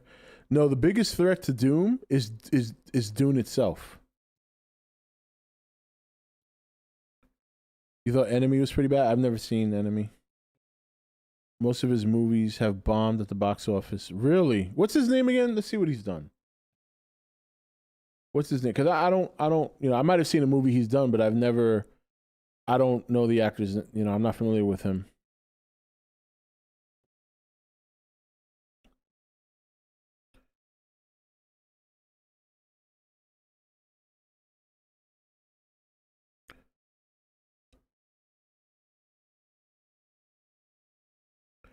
Dune also got a trailer too distant from release. People will lose interest. I think people have already. I don't think Mike realizes that Dune is almost completely irrelevant to general audiences and the public. If Dune fails, it's whatever. There's plenty of other movies I'm excited for. Yeah, now he's walking back his bullshit. What's his name though? Nobody knows his name? Dennis Villeneuve. Okay, hold on. Dennis Villeneuve. Okay. He's Canadian with a Spanish last name, so he's probably Spanish. All right, let's see his movie list here. All right, August 32nd on Earth. Never heard of it. Maelstrom. Never heard of it. Polytechnic. Nope. Incendies. Nope. Prisoners. Enemy. Sicario. I've heard of Sicario. I've never seen it. Arrival was good. Never saw Blade Runner, and now he's making Dune. Okay. Then he's done some short films. Heard of none of them. Oh, no. Hold on.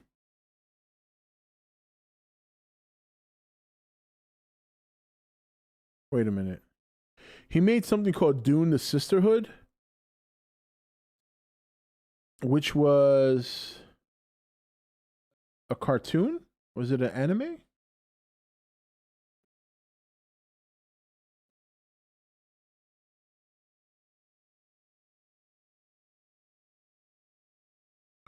Wait a minute. Why?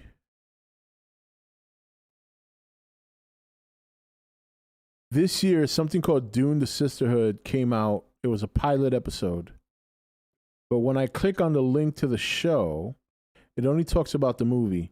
Mike, did you see Dune: The Sisterhood? He made a pilot episode.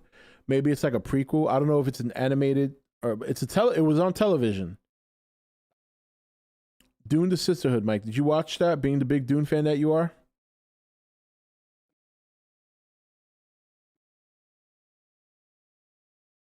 Has anyone here seen Dune: The Sisterhood? It's apparently an episode that was on TV.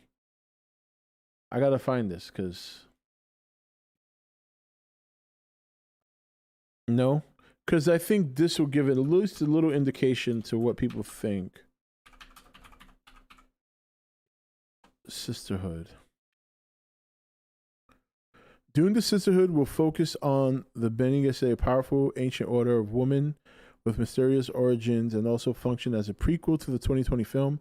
The pilot for Dune: The Sisterhood is set to be directed by Villeneuve, who will serve as executive producer alongside Brian Hepburn.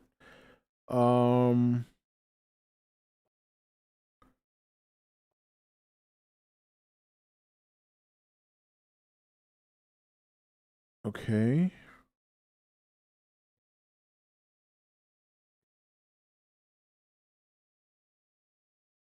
Dune: The Sisterhood showrunner to exit HBO Max series.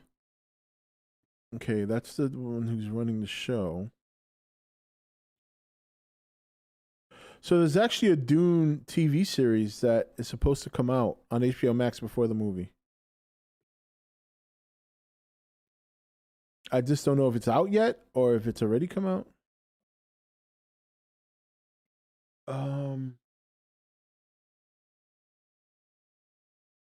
It is based on a book that came out in 2012. And it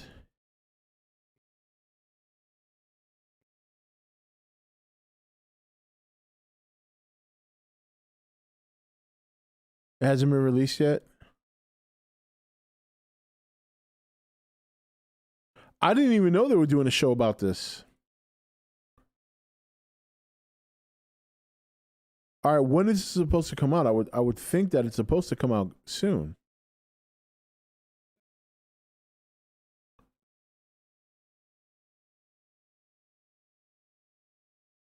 TV adaptation.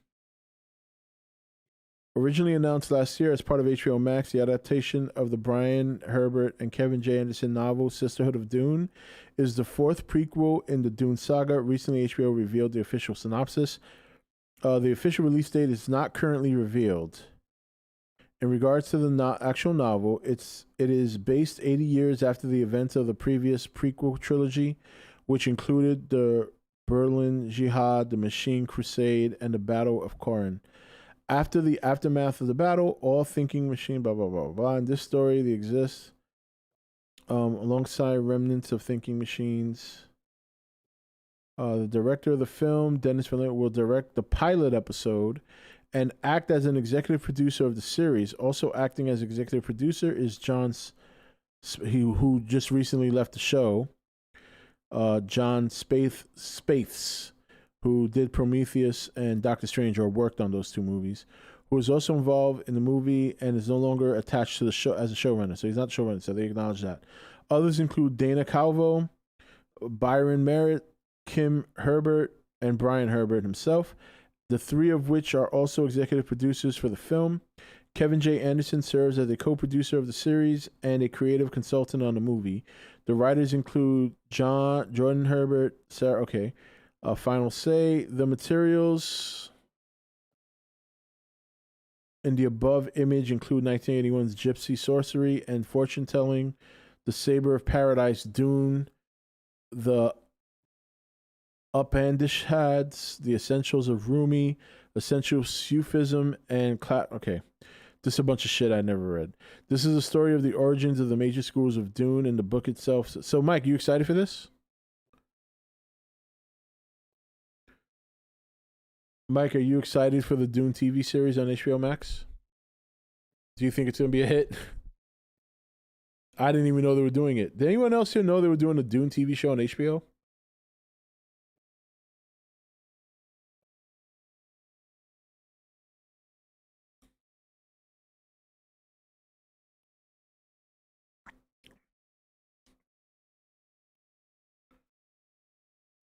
Okay. So nobody here knows that they were going to do a TV show for Dune. I didn't listen to what you said. It got boring to me. Well, there you go, because we're talking about Dune, so I apologize for that. No, I think that just shows nobody cares about Dune. Have to see a trailer first before I have any judgment of HBO Max quality shows. All right, so you're not as big a Dune fan as you said you are. Because most Dune fans would know about the show. What's Dune? I may have heard about it.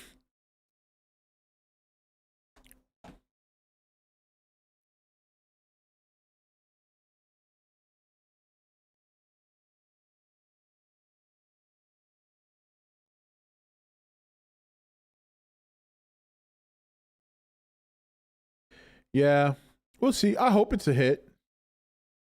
You know? Mike's a Dune fan imposter. Yeah. Mike just saw pretty lights on the trailer and said, "Ooh, I like Dune."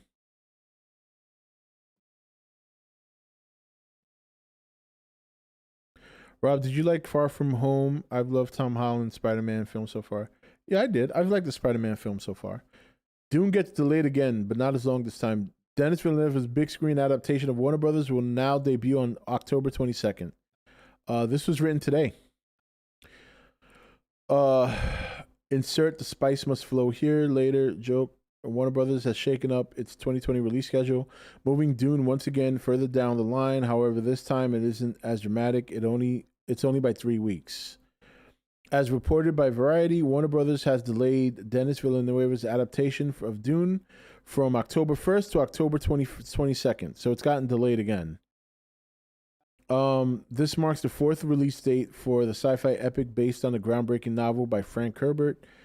It was originally scheduled for November 11th, 2020, then got shifted slightly to December 18th of that year.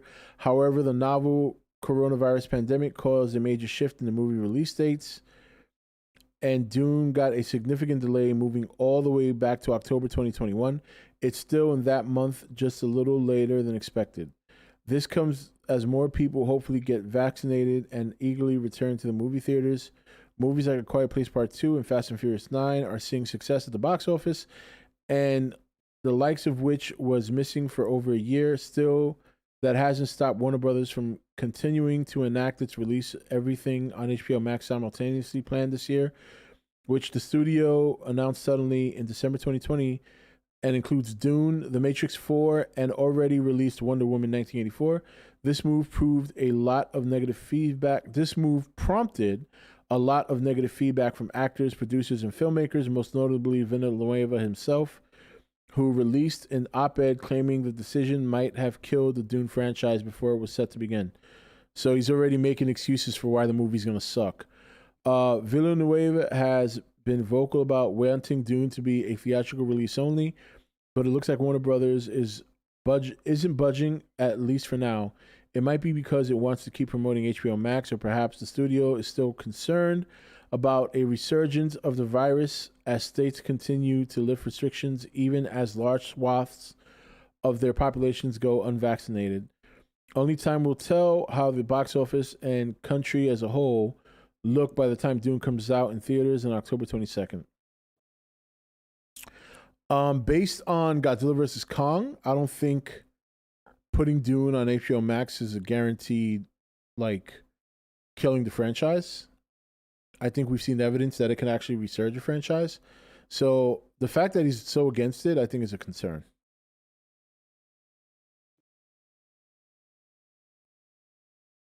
Because if people want the big movie-going experience, they're going to go to the movies. Godzilla vs. Kong proved that.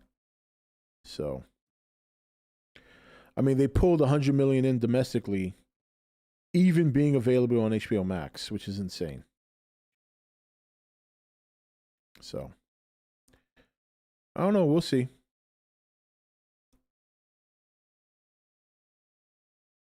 Watch Venom 2 make more than Dune. Mike will be the new porn film called Poon. I think if it flops in theaters, they want to use HBO Max as a scapegoat. I don't know. We'll see. I don't think it matters. I don't think the movie. Look, the movie has not done well in the past. Changing the director and changing the actors and including modern day special effects is not a guarantee for success. Imagine this stream makes more than Dune. Well, that'd be funny. That'd be bad. It's not like, some of the Dune TV shows from 2000s were pretty good. Mike's favorite position is the spoon. Dune sandworms are much bigger than the graboids. Yeah, they are. They're pretty big. No one won't really know about it anyways.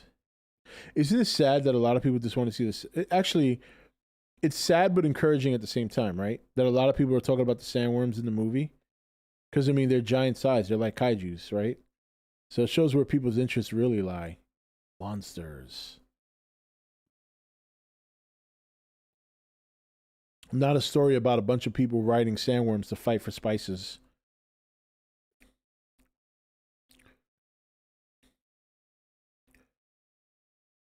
All right, take it easy, Venom. Sandworm Talk Nation.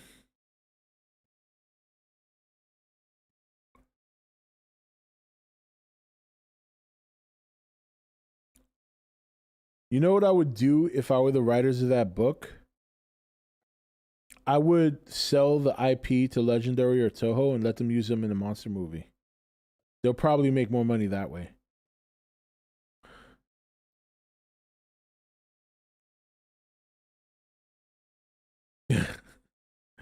Godzilla vs. Sandworm 2023. It's the only thing that saves Dune.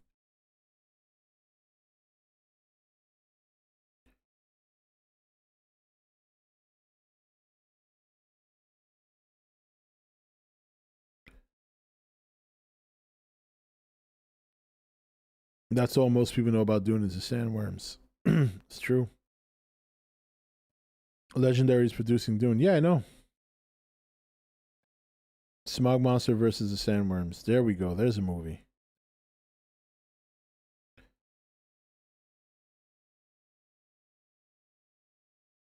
Starro is going to be making the most money of all the kaijus this year.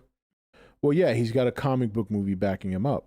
So I always expect comic book movies to do better than kaiju films because they've been the standard in Hollywood for the past almost 15 years. So what you're saying there is no big surprise. And I don't disagree with that. But it better. It has to. Right? If you're doing a comic book based movie like Suicide Squad and you put a kaiju in that movie, it better do better than the MonsterVerse movie because it's got comic book characters. Is it even called Starro? I thought it was called. I know it's Star something. I didn't know it was Starro. I thought it was something else.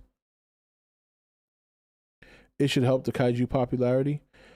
It will, but it doesn't need help. The kaiju popularity right now is about as good as it's gonna get. Did you read the government document on UFO? Personally, I found it a bit underwhelming. Yeah, that's why I'm not really talking about it. There's really not much there. And I was expecting that. What I do expect to happen is whatever in there that's good will be leaked in the coming weeks. If Suicide Squad makes less than Godzilla vs. Kong, that's embarrassing. Yeah, that will be embarrassing. But James Gunn is behind it, and a lot of people love James Gunn, so just that alone should make it better than at least the last Suicide Squad movie.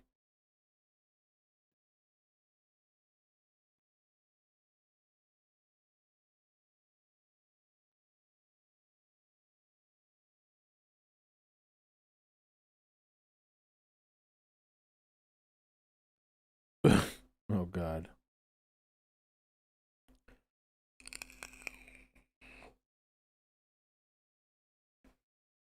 Yeah, that's what they said, but nobody believes that. If China or Russia already had that kind of technology, believe me, we would have known by now the hard way. And China and Russia right now are already flexing their muscles together, so something's gonna happen in the next coming weeks because Russia said if the UK goes back into the Black Sea, they're gonna attack them. And UK's like, yeah, whatever, we'll be back. And UK's going back there.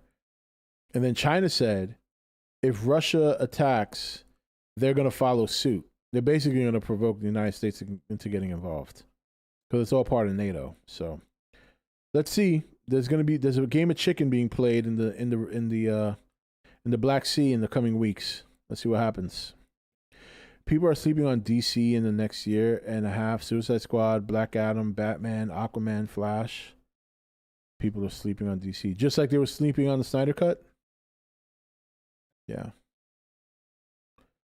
But you're right. All those movies should do well. So, we'll see. We thought the same thing about all the other DC movies, and a good majority of them were absolute trash. Hell, look at Wonder Woman 84. How could you possibly fuck that up after the first Wonder Woman? What a disappointment.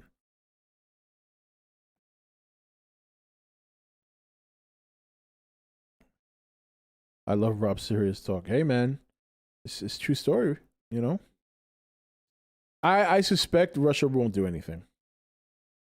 The last thing Russia wants is for NATO to just be dropping bombs all over them. Even with China's help, it really don't matter.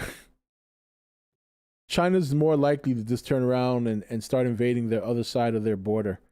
I mean, China and Russia have had beef before, so I don't know how stable that relationship is. China right now is looking out for themselves. If they see Russia's having a hard time with NATO, they might just turn around and be like, yo, you know what? Let's just fucking invade this side.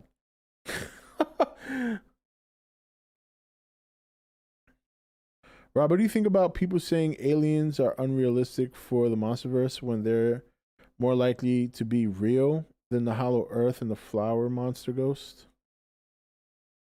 It's not necessarily, it's definitely not unrealistic at this point. But there was a time where the Monsterverse was being established as more grounded, where aliens would have been absolutely ridiculous. Now, if they brought in aliens, I'm all for it. They've already gone balls to the wall away from 2014. So might as well do it at this point. Wonder Woman is the top superhero right now. Rob, 1 month before Wonder Woman 84's release. Dude, it was true. Look, you guys know I have done nothing but praise Wonder Woman. But that Wonder Woman 84 movie was it was like a kick to the nuts. It was so bad. Yeah, Ghidorah's an alien, that's right. But they did not harp on that.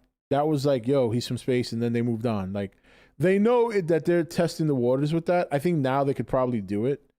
But I still don't know if they will,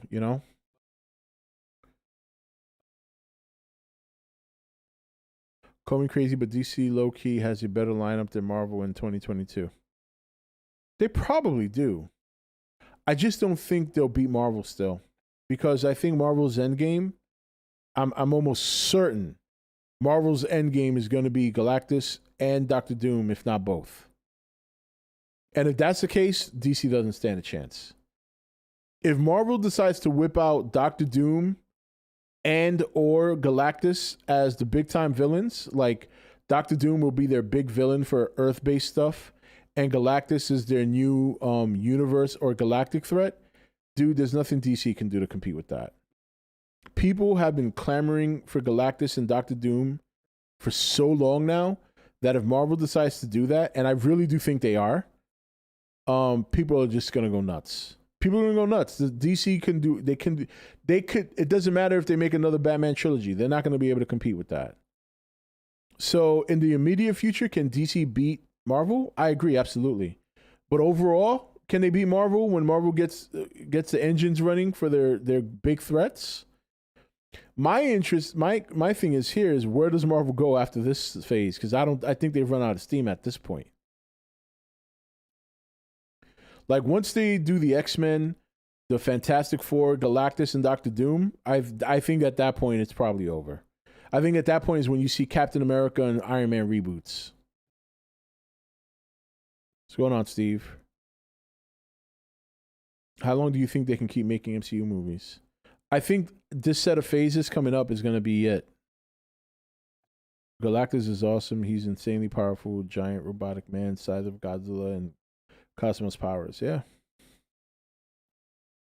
Right now, DC has not established a villain that can hang with what Marvel's bringing.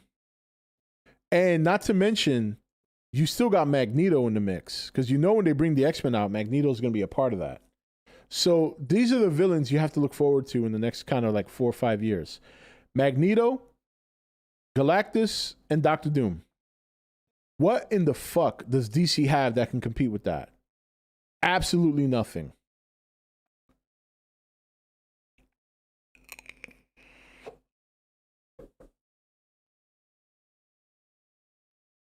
Oh, cool. I would think Galactus would be the final big baddie. He would be the Thanos of this phase.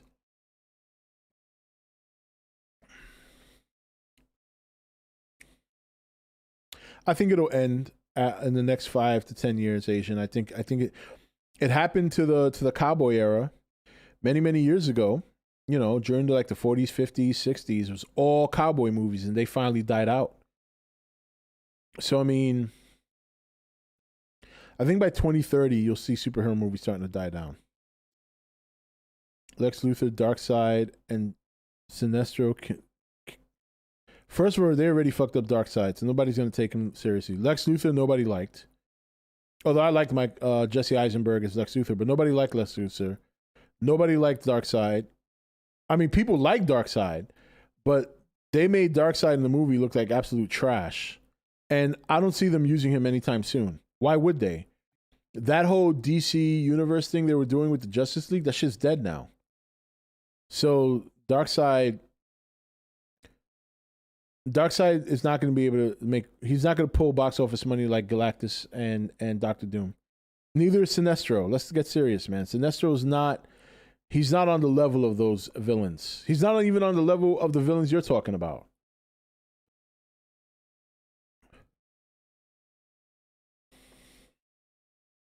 Superman has good villains too, but they've done shit on Superman, so.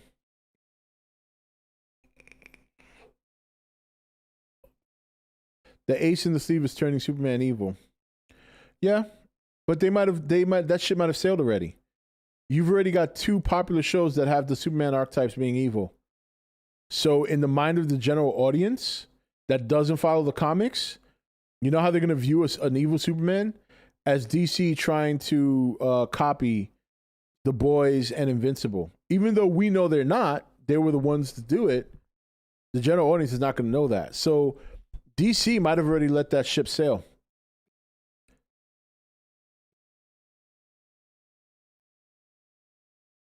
Black Adam also has potential in being a great villain with The Rock. No, he doesn't. Let's get real. No, he doesn't. Do you honestly think Black Adam as a villain can compete with Galactus and Doctor Doom and Magneto? Absolutely not.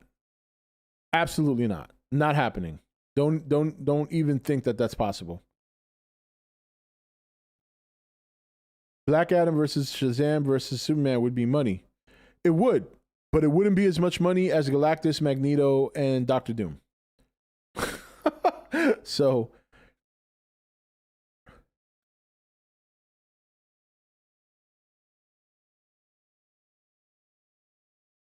DC is done. They have no fucking clue. Rob, I want to see Solomon Grundy at least once, hopefully done right. Him and Venom were my favorite villains. I think cultural progression in entertainment has stalled. 60s, 70s, 80s, 90s were very different from one another. I'm not seeing the same level of change nowadays. That is true. That is very true, actually, Asian. And what you do see is a lot of reboots. Can Black Adam smell what The Rock is cooking? Well, he's going to have to smell what The Rock is cooking because he's not going to smell the kind of money that MCU brings in. Plus, if people go see Shazam for Shazam, they're not going to see it for Black Adam. Brainiac, yeah, Brainiac. Look, those villains cannot compete with the trio that Marvel might. Now, look, Marvel might have this trio coming. That's a theory. If Marvel doesn't bring these 3, then you have a better chance. But if Marvel, look, I don't see how they don't. Magneto is a important part of the X-Men, so I think he's a guarantee. And I think you're guaranteed at least one of the other two, either Doom or Galactus. Honestly, if they were smart, if they want to pull another couple of years out of the MCU, they wouldn't do Doom and Galactus at the same time. They do one or the other. And I'd probably do Doctor Doom first. What about giving the Joker superpowers and becoming the final villain? But they don't want Superman in the Shazam and Black Adam movies. Yeah, Superman, they've completely shit on Superman. They're too busy sucking the cock of Batman. That's the problem. And with Batman, you can only do so much. You can't put Batman up against Darkseid. Darkseid would just trounce him. But Rob, if Snyder were to do the kaiju movie, which one should he do? I don't mind seeing Snyder do a Godzilla movie. I think he's more suited for that kind of shit. As long as he doesn't try to make it 3 hours. Watch the final villain to just be Paul Giamatti's Rhino. Imagine. Oh, then MCU's throwing in the towel at that point.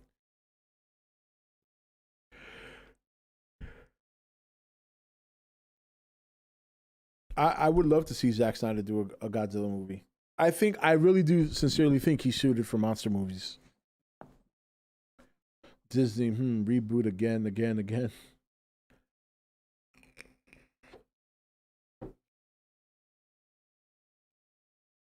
With Doom, where he becomes much more powerful than Galactus and Thor Thanos with the Infinity Gauntlet. Yeah, that is true, James. Good point. It also depends on momentum. DC starting. No, it doesn't. No. Stop trying to convince yourself that DC has a chance. Right now, they have 0 chance against Marvel. All right? And look, that's not to say that DC is not going to have good movies. I expect them to have great movies. I hope they do. I'm looking forward to The Flash, even though I'm not a big Ezra Miller fan. And I don't like that suit. But right now, what you're going to see, Marvel is going to lull people to sleep. Watch. You're going to get movies like Shang-Chi. You're going to get Captain Marvel 2. And you're going to get a Black Panther sequel without Black Panther. People are going to start throwing in the towel from MCU. Once they start bringing the Fantastic Four and the X-Men, DC is done. There's nothing DC is going to have to compete with that. The next 2 or 3 years will be DC. Definitely. But not because Marvel's going to be trash. Marvel right now is going to throw out their basic shit. You got the Eternals, right? A Black Widow, okay? You got Captain Marvel 2, right? You got, what else? Spider-Man's going to be big. So is Doctor Strange. But other than those two, Black Panther 2, people are not as excited, unfortunately, because of what happened with Chadwick Boseman. But once the Fantastic Four drop and once the X-Men drop, yeah, DC can kiss their shit goodbye. Just goodbye. Rob, I agree. Dune would be the right one to do next for Marvel, but I am done with comics altogether. I'm more of an anime fan now. Yeah. You are one awesome motherfucker. And look, I think DC should take the win over the next 2 or 3 years. Fenris Wolf tipped $5, not saying they will compete. However, how about having Batman turn evil by becoming the Batman who laughs, as the final villain? In his universe, he killed all the heroes before coming into the current universe. Yeah. But you know how many general audiences love Batman? I don't think turning him evil is a wise decision. I even think turning Superman evil is probably not a wise decision. The Eternals most likely going to flop, though. Yeah, I mean, the Eternals is going to be interesting. The Eternals is going to be like Guardians of the Galaxy. It's either going to be a big hit or, yeah, like you said, it's going to flop. It's one of those other gambles that Marvel's taking, But, you got to go by history. And so far, Marvel has done pretty well with their movies. Even the less popular characters have done well. I do think Marvel's overdue for a bomb. I will say that. They're well overdue for a bomb movie. Unfortunately, I think the bomb is going to be Black Widow. And I say unfortunately because I'm looking forward to that. But I think the time frame has sailed for Black Widow. I'm not even going to go to the theaters to see it at this point. And I'm not going to pay for it on Disney+. So, and you guys remember, I was excited for that movie for quite a while. But now it's like, yeah, it's been too long. I don't care as much anymore. The Avengers, the Eternals, the Fantastic Four, the X-Men collide.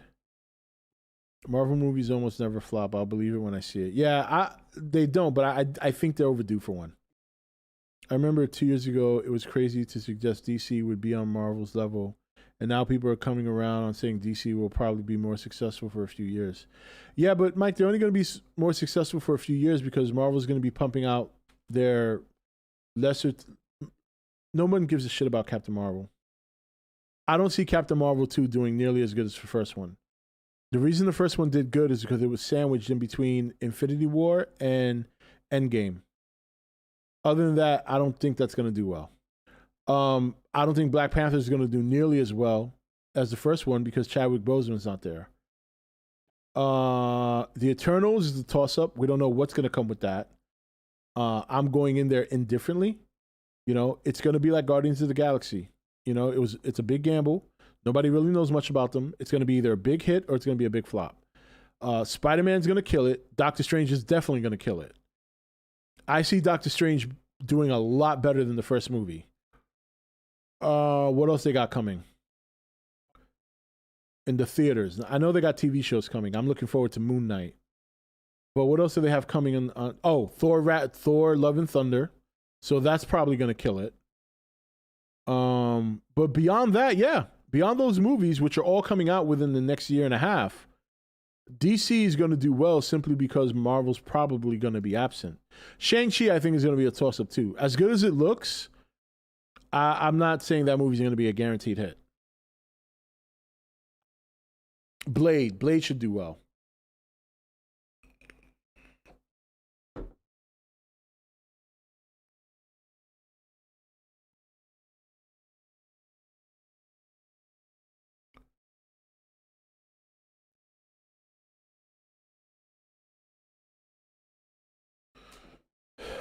Blade has a good lead actor. It was once a cult hit. Now it's going to become more mainstream, so it'll be interesting to see how well that does. Why is Shang-Chi not going to be in China? They took offense to everything Marvel did in the movie. Basically. Plus, the director is wanted in China or some shit like that. Like, she's hated in China because she's against the Chinese regime. God bless her for that. China's just a piece of shit. I wish movie theaters would cut away from China finally. Or not movie theaters, like movie studios.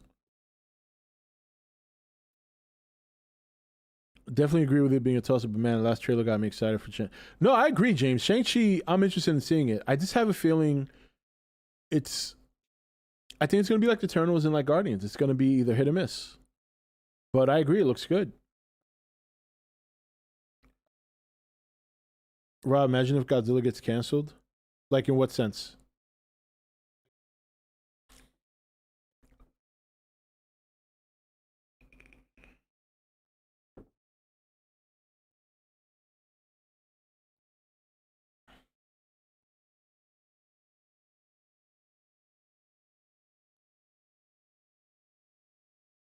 Well, I started at 10 o'clock, Scatman, so I'm just 10 minutes over right now.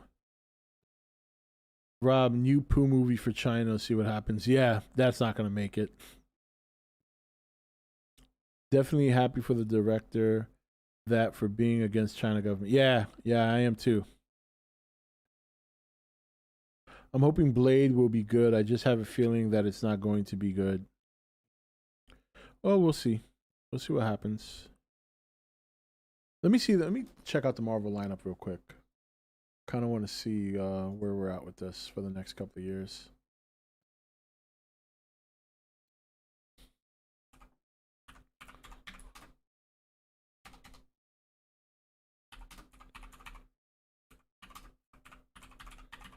Let's see here. Marvel Cinematic Universe. Blah, blah, blah.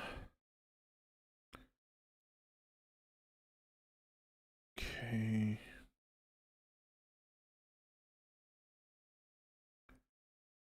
Okay.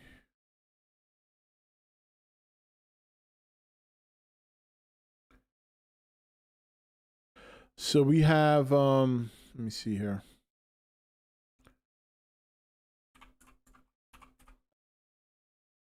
Here we go. All right, so Black Widow, Doctor Strange, Shang-Chi, Eternals, Thor, Love and Thunder, Spider-Man No Way Home, Black Panther, Wakanda Forever, Guardians of the Galaxy Volume 3, forgot about that one. Captain Marvel 2. Oh, I don't know why that's in there. Ant-Man and Wasp, Quantumania.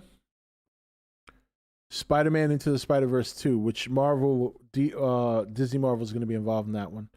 So that's what you got coming up for Marvel movies. Black Widow this year. Doctor Strange next year, right? Shang-Chi this year. So you got 3 Marvel movies this year. Thor, Love and Thunder, and Doctor Strange next year.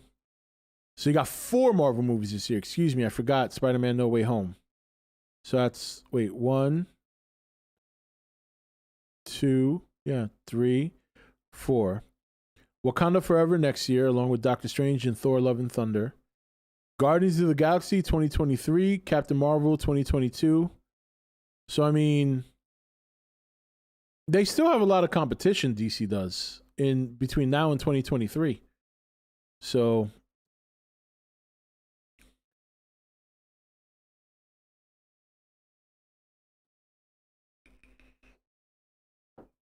and what do we have for DC upcoming movies? So we got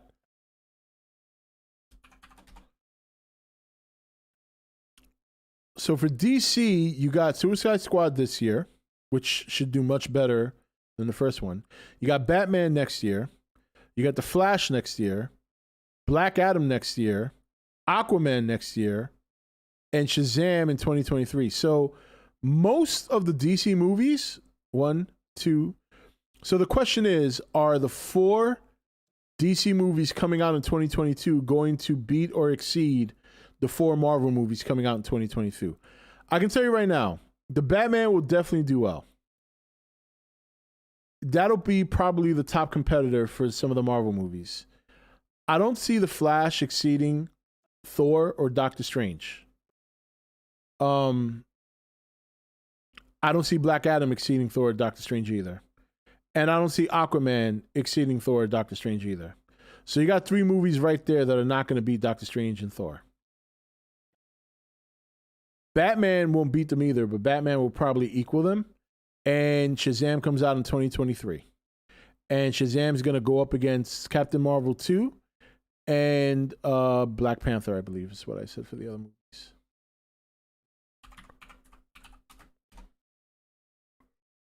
So here's what you got for next year for Marvel. Doctor Strange, Thor, Love and Thunder, Wakanda Forever, and Captain Marvel 2.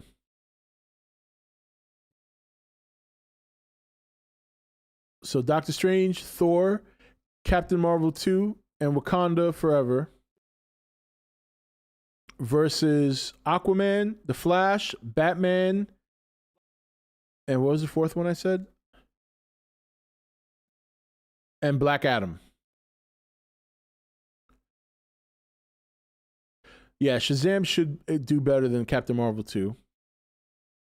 I don't think Aquaman is going to beat Thor. I don't think Black Adam is going to beat Doctor Strange or Black Panther. And I don't think Flash is going to beat Thor, Doctor Strange, or Black Panther. And Batman should do around the same numbers. So overall, I think Marvel's got the victory next year.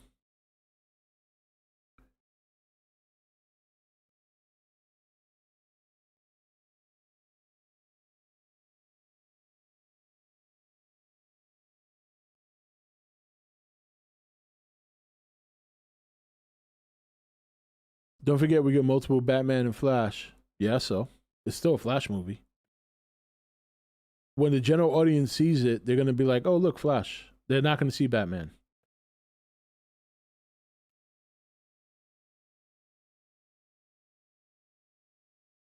Hoping Captain Marvel 2 is an improvement of the first one. I think it will be, but I don't think it's going to do as well. I don't think it's going to do nearly as well.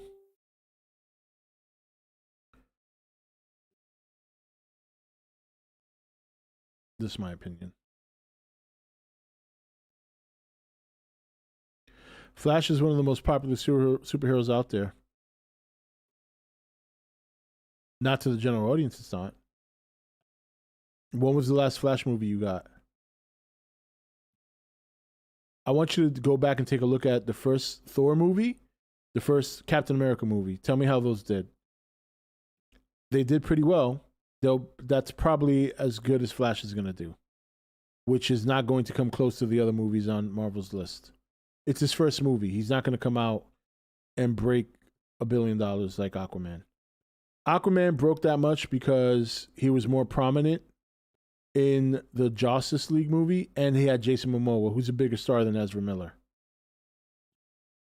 Nobody knew who Chris Hemsworth was when he did Thor, and nobody took what's his name? Oh, Jesus Christ. What's his fucking name again?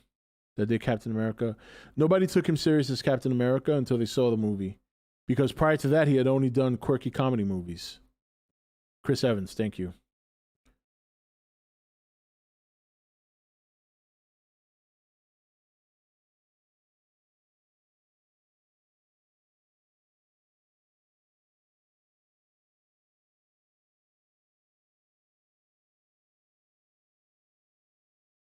Yeah, Captain America 2 is what really...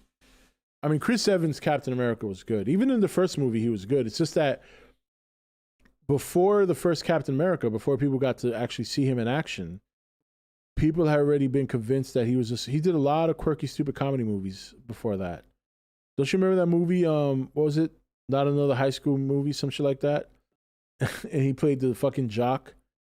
Is just... And then he did that other comedy movie, it's like a college spoof movie.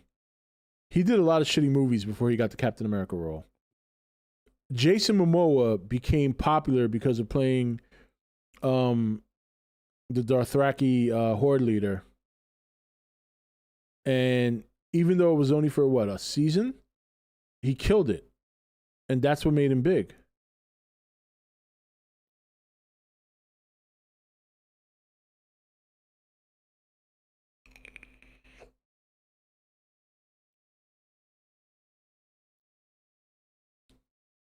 Yeah, so there you go, Scott Pilgrim.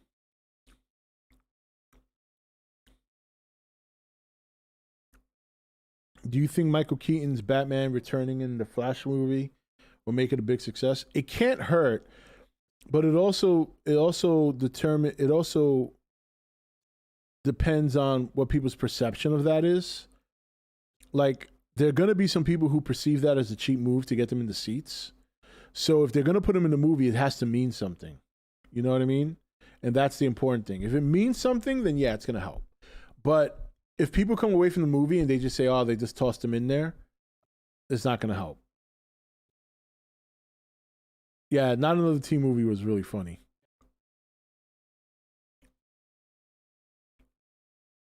Did I just check the lineup? Yeah, I have it right in front of me. I have the lineup for Marvel and I have the lineup for DC.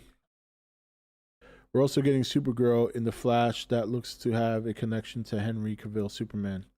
Yeah, nobody gives a shit about Supergirl, Mike. Nobody gives a shit about Supergirl. I'm being straight up with you. Tell me how the TV show did. It failed when it was on CBS, and then it came to CW, and what, 2 seasons before they canceled it? No one gives a shit about Supergirl. Tell me how the first Supergirl movie did back in the 80s. When was the last time we saw Supergirl in the cinema? Nobody gives a shit about Supergirl.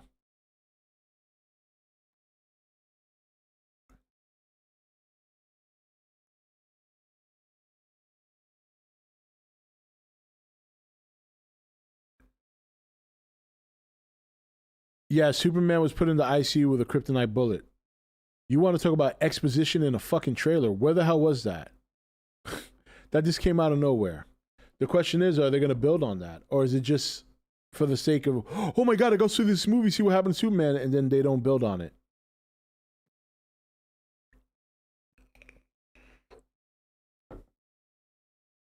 I think DC is going to do good next year, but overall, I don't think they're going to pass Marvel next year. I think they have a better chance in 2023. That also happened in the comics. Yes, so. It happened in the comics, but they throw it out there as exposition in a trailer, and that's supposed to get people excited. It's going to get people excited. The question is it going to go anywhere? Right now, Superman's not even on the fucking roster. Why are we throwing his name out there in exposition, in a trailer no less, when we don't even have plans for a Superman in the franchise? What's going on, Lindsay?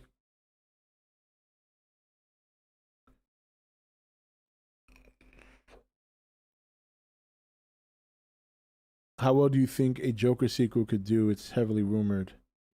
It won't do as well as the first movie. I don't know how you get better from that. They will build on it. Cavill is in talks to return. Was in talks to return last year. Okay, was in talks. Is he returning? That's the question. Is he returning? Because as far as I know, he's not.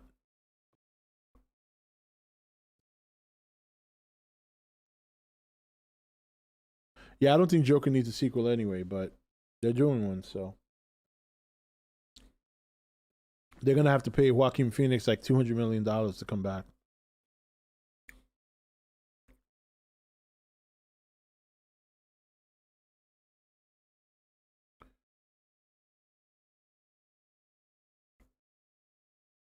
You know what's going to happen? Henry Cavill is going to come to Marvel and he's going to play Nova, which is basically the Superman of the MCU. How fucking funny would that be? Can you imagine if Kevin Feige's like, look, you want to play Superman? Look, it ain't an S on the chest, but you're going to be Superman and we'll pay you more money. Can you imagine Henry Cavill casted as Nova for the MCU? Whoa. I kind of hope it happens just to fucking shit all over DC.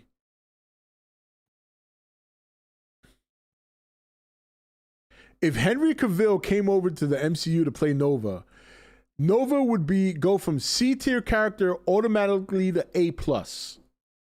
And Henry Cavill would guarantee getting himself a trilogy.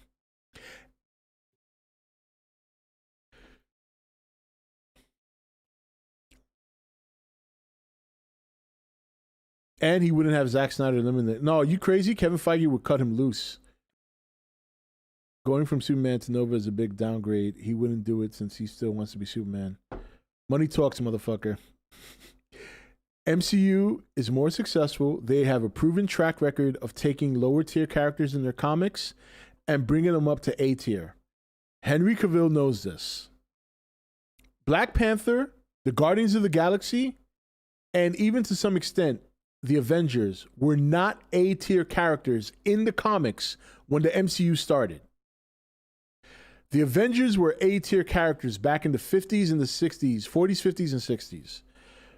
The A tier characters in Marvel's comics from the 90s, late 80s and 90s, all the way through till the MCU started were X-Men, Wolverine, and Spider-Man were their top two breadwinners. Okay? The Avengers were a distant memory. If you look at most of the greatest stories in in Marvel Comics from the 90s and the early 2000s, they were all X-Men related. Doctor Strange is another. A lot of these characters in the MCU right now are not originally A-tier characters in the comic. The Avengers were B characters. All right. Black Panther, the Guardians of the Galaxy, all right. Shang-Chi, Doctor Strange were all B and C tier characters. So if you take Nova, and I guarantee you Nova's coming. He is coming. If I was Marvel, I would say, yo, Henry, look, here's a couple $100 million, all right? DC did not treat you well. We want you to be the face of the next string of Avengers as our Superman Nova. And I guarantee you he'd sign. And not only would he sign, Nova would be the epitome of superhero. Overnight. Overnight, people will go ham for Nova.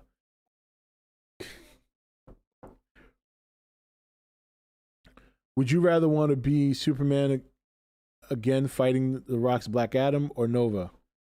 Let me see. I would love to be Superman, not fighting Black Adam.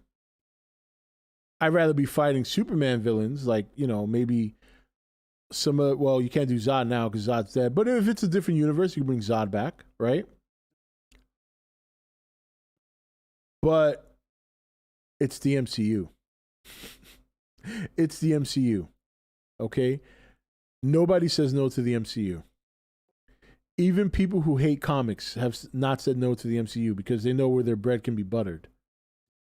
If Henry Cavill got offered a trilogy and a starring role in the next Avengers movie as the character Nova, I'm sorry to tell you, he would sign. He would sign.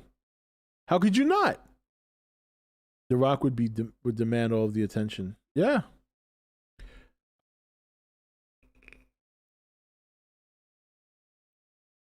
Nah, he's closer to a Superman than he is a Green Lantern. You could do if you wanted to copy Henry Cavill as Superman in the MCU, you cast him as either Nova or you cast him as Wonder Man. Both very low tier characters, of course, but they would immediately be elevated to A+.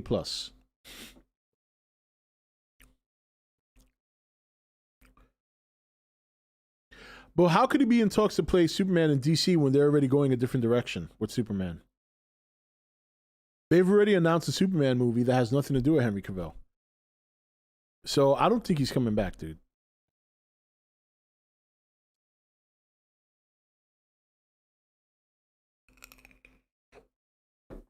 Yeah, I'm talking about the old school Nova.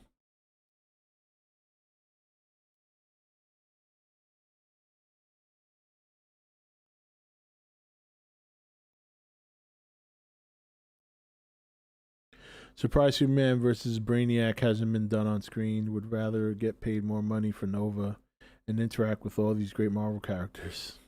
If Marvel wanted to be dickhead to DC, they can just offer those roles to DC characters and they will just sign to no hesitation. To be the DC Superman, the other one is off-world like the Joker and the Batman. Right, but right now that's the Superman they're talking about. That's the Superman they're working on. There's no current plans for a Henry Cavill Superman. There isn't. The current Superman used is a Superman that has nothing to do with Henry Cavill. That's the fact. Until they start talking about a different Superman movie and bringing in Henry Cavill, right now there's no plans for Henry Cavill in the DC universe. So, Rob, do you remember Chris Evans as Human Torch? Yes, I do. Yeah, that's right. He was the Human Torch. That's why I was shocked. Yeah, and it was. Remember when he got casted as Captain America, there were a lot of people that were not excited about that. So that's why I'm saying it's a testament to, look, he is a very good, I don't like the guy personally. I think he says stupid shit. But in terms of acting and how he portrayed Captain America, it was perfect. And he has become a much better actor. He's done some really good movies aside from Captain America. I heard Snowpiercer was great. I haven't seen it yet, but I heard Snowpiercer was really good. Black Adam 2 and Shazam 3 was the rumor for him. Yeah, again, it's a rumor. Until I see a title that says Henry Cavill to return as Superman in a new DC movie, it's not happening. Rob, how would you feel if Ben Affleck plays as Moon Knight? I really wanted to see Keanu Reeves in that role, honestly. You know, I'm not going to lie. I like Chris Evans as the Human Torch. Well, he did a good job acting like the Human Torch from the comics. It's just that the Fantastic Four at that time was really bad.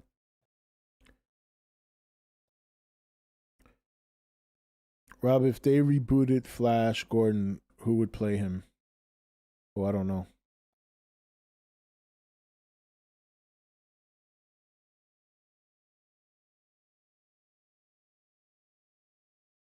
Anyway, I've gone long enough. We'll be back tomorrow. Tomorrow we will definitely do the Godzilla Dream movie. Again, you guys know the deal. We're going to bring a couple of people from the audience onto the stream. Every person that comes on has 10 minutes to pitch their dream Godzilla movie. All right? You got to meet the time frame, because if you're not done by the time 10 minutes is over, I'm cutting you off. Doesn't matter.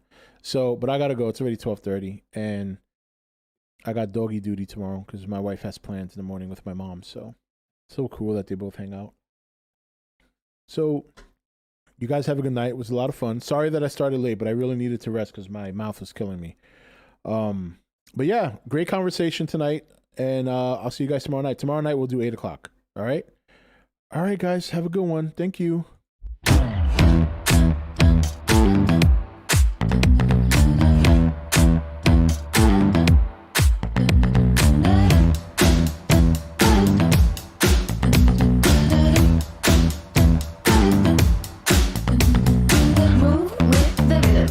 Stop when the clock hits 13. You've been working, but you're flirting with the weekend. You can freak out. 1 in a million. You're a gem shine when the light grows dim. Sing 1, 2, 3, 4, 3, 2, 1. Cause no one can do it like we do it, like we do it, like we do it. Cause no one can do it like we do it, like we do it, like we do it. Cause no one can do it like we do it, like we do it, like we do it. Cause no one can do it like we do it, like we do it, like we do it. We got the right stuff. We put the hammer right down. Wanna be like us? You better stick around. If you want it, you gotta prove it. Like we do it, like we do it.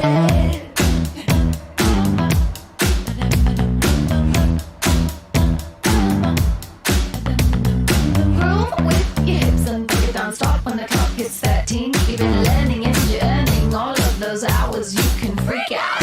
1 in a million. Gonna shine bright and you never go dim. Sing it 1, 2, 3, 4.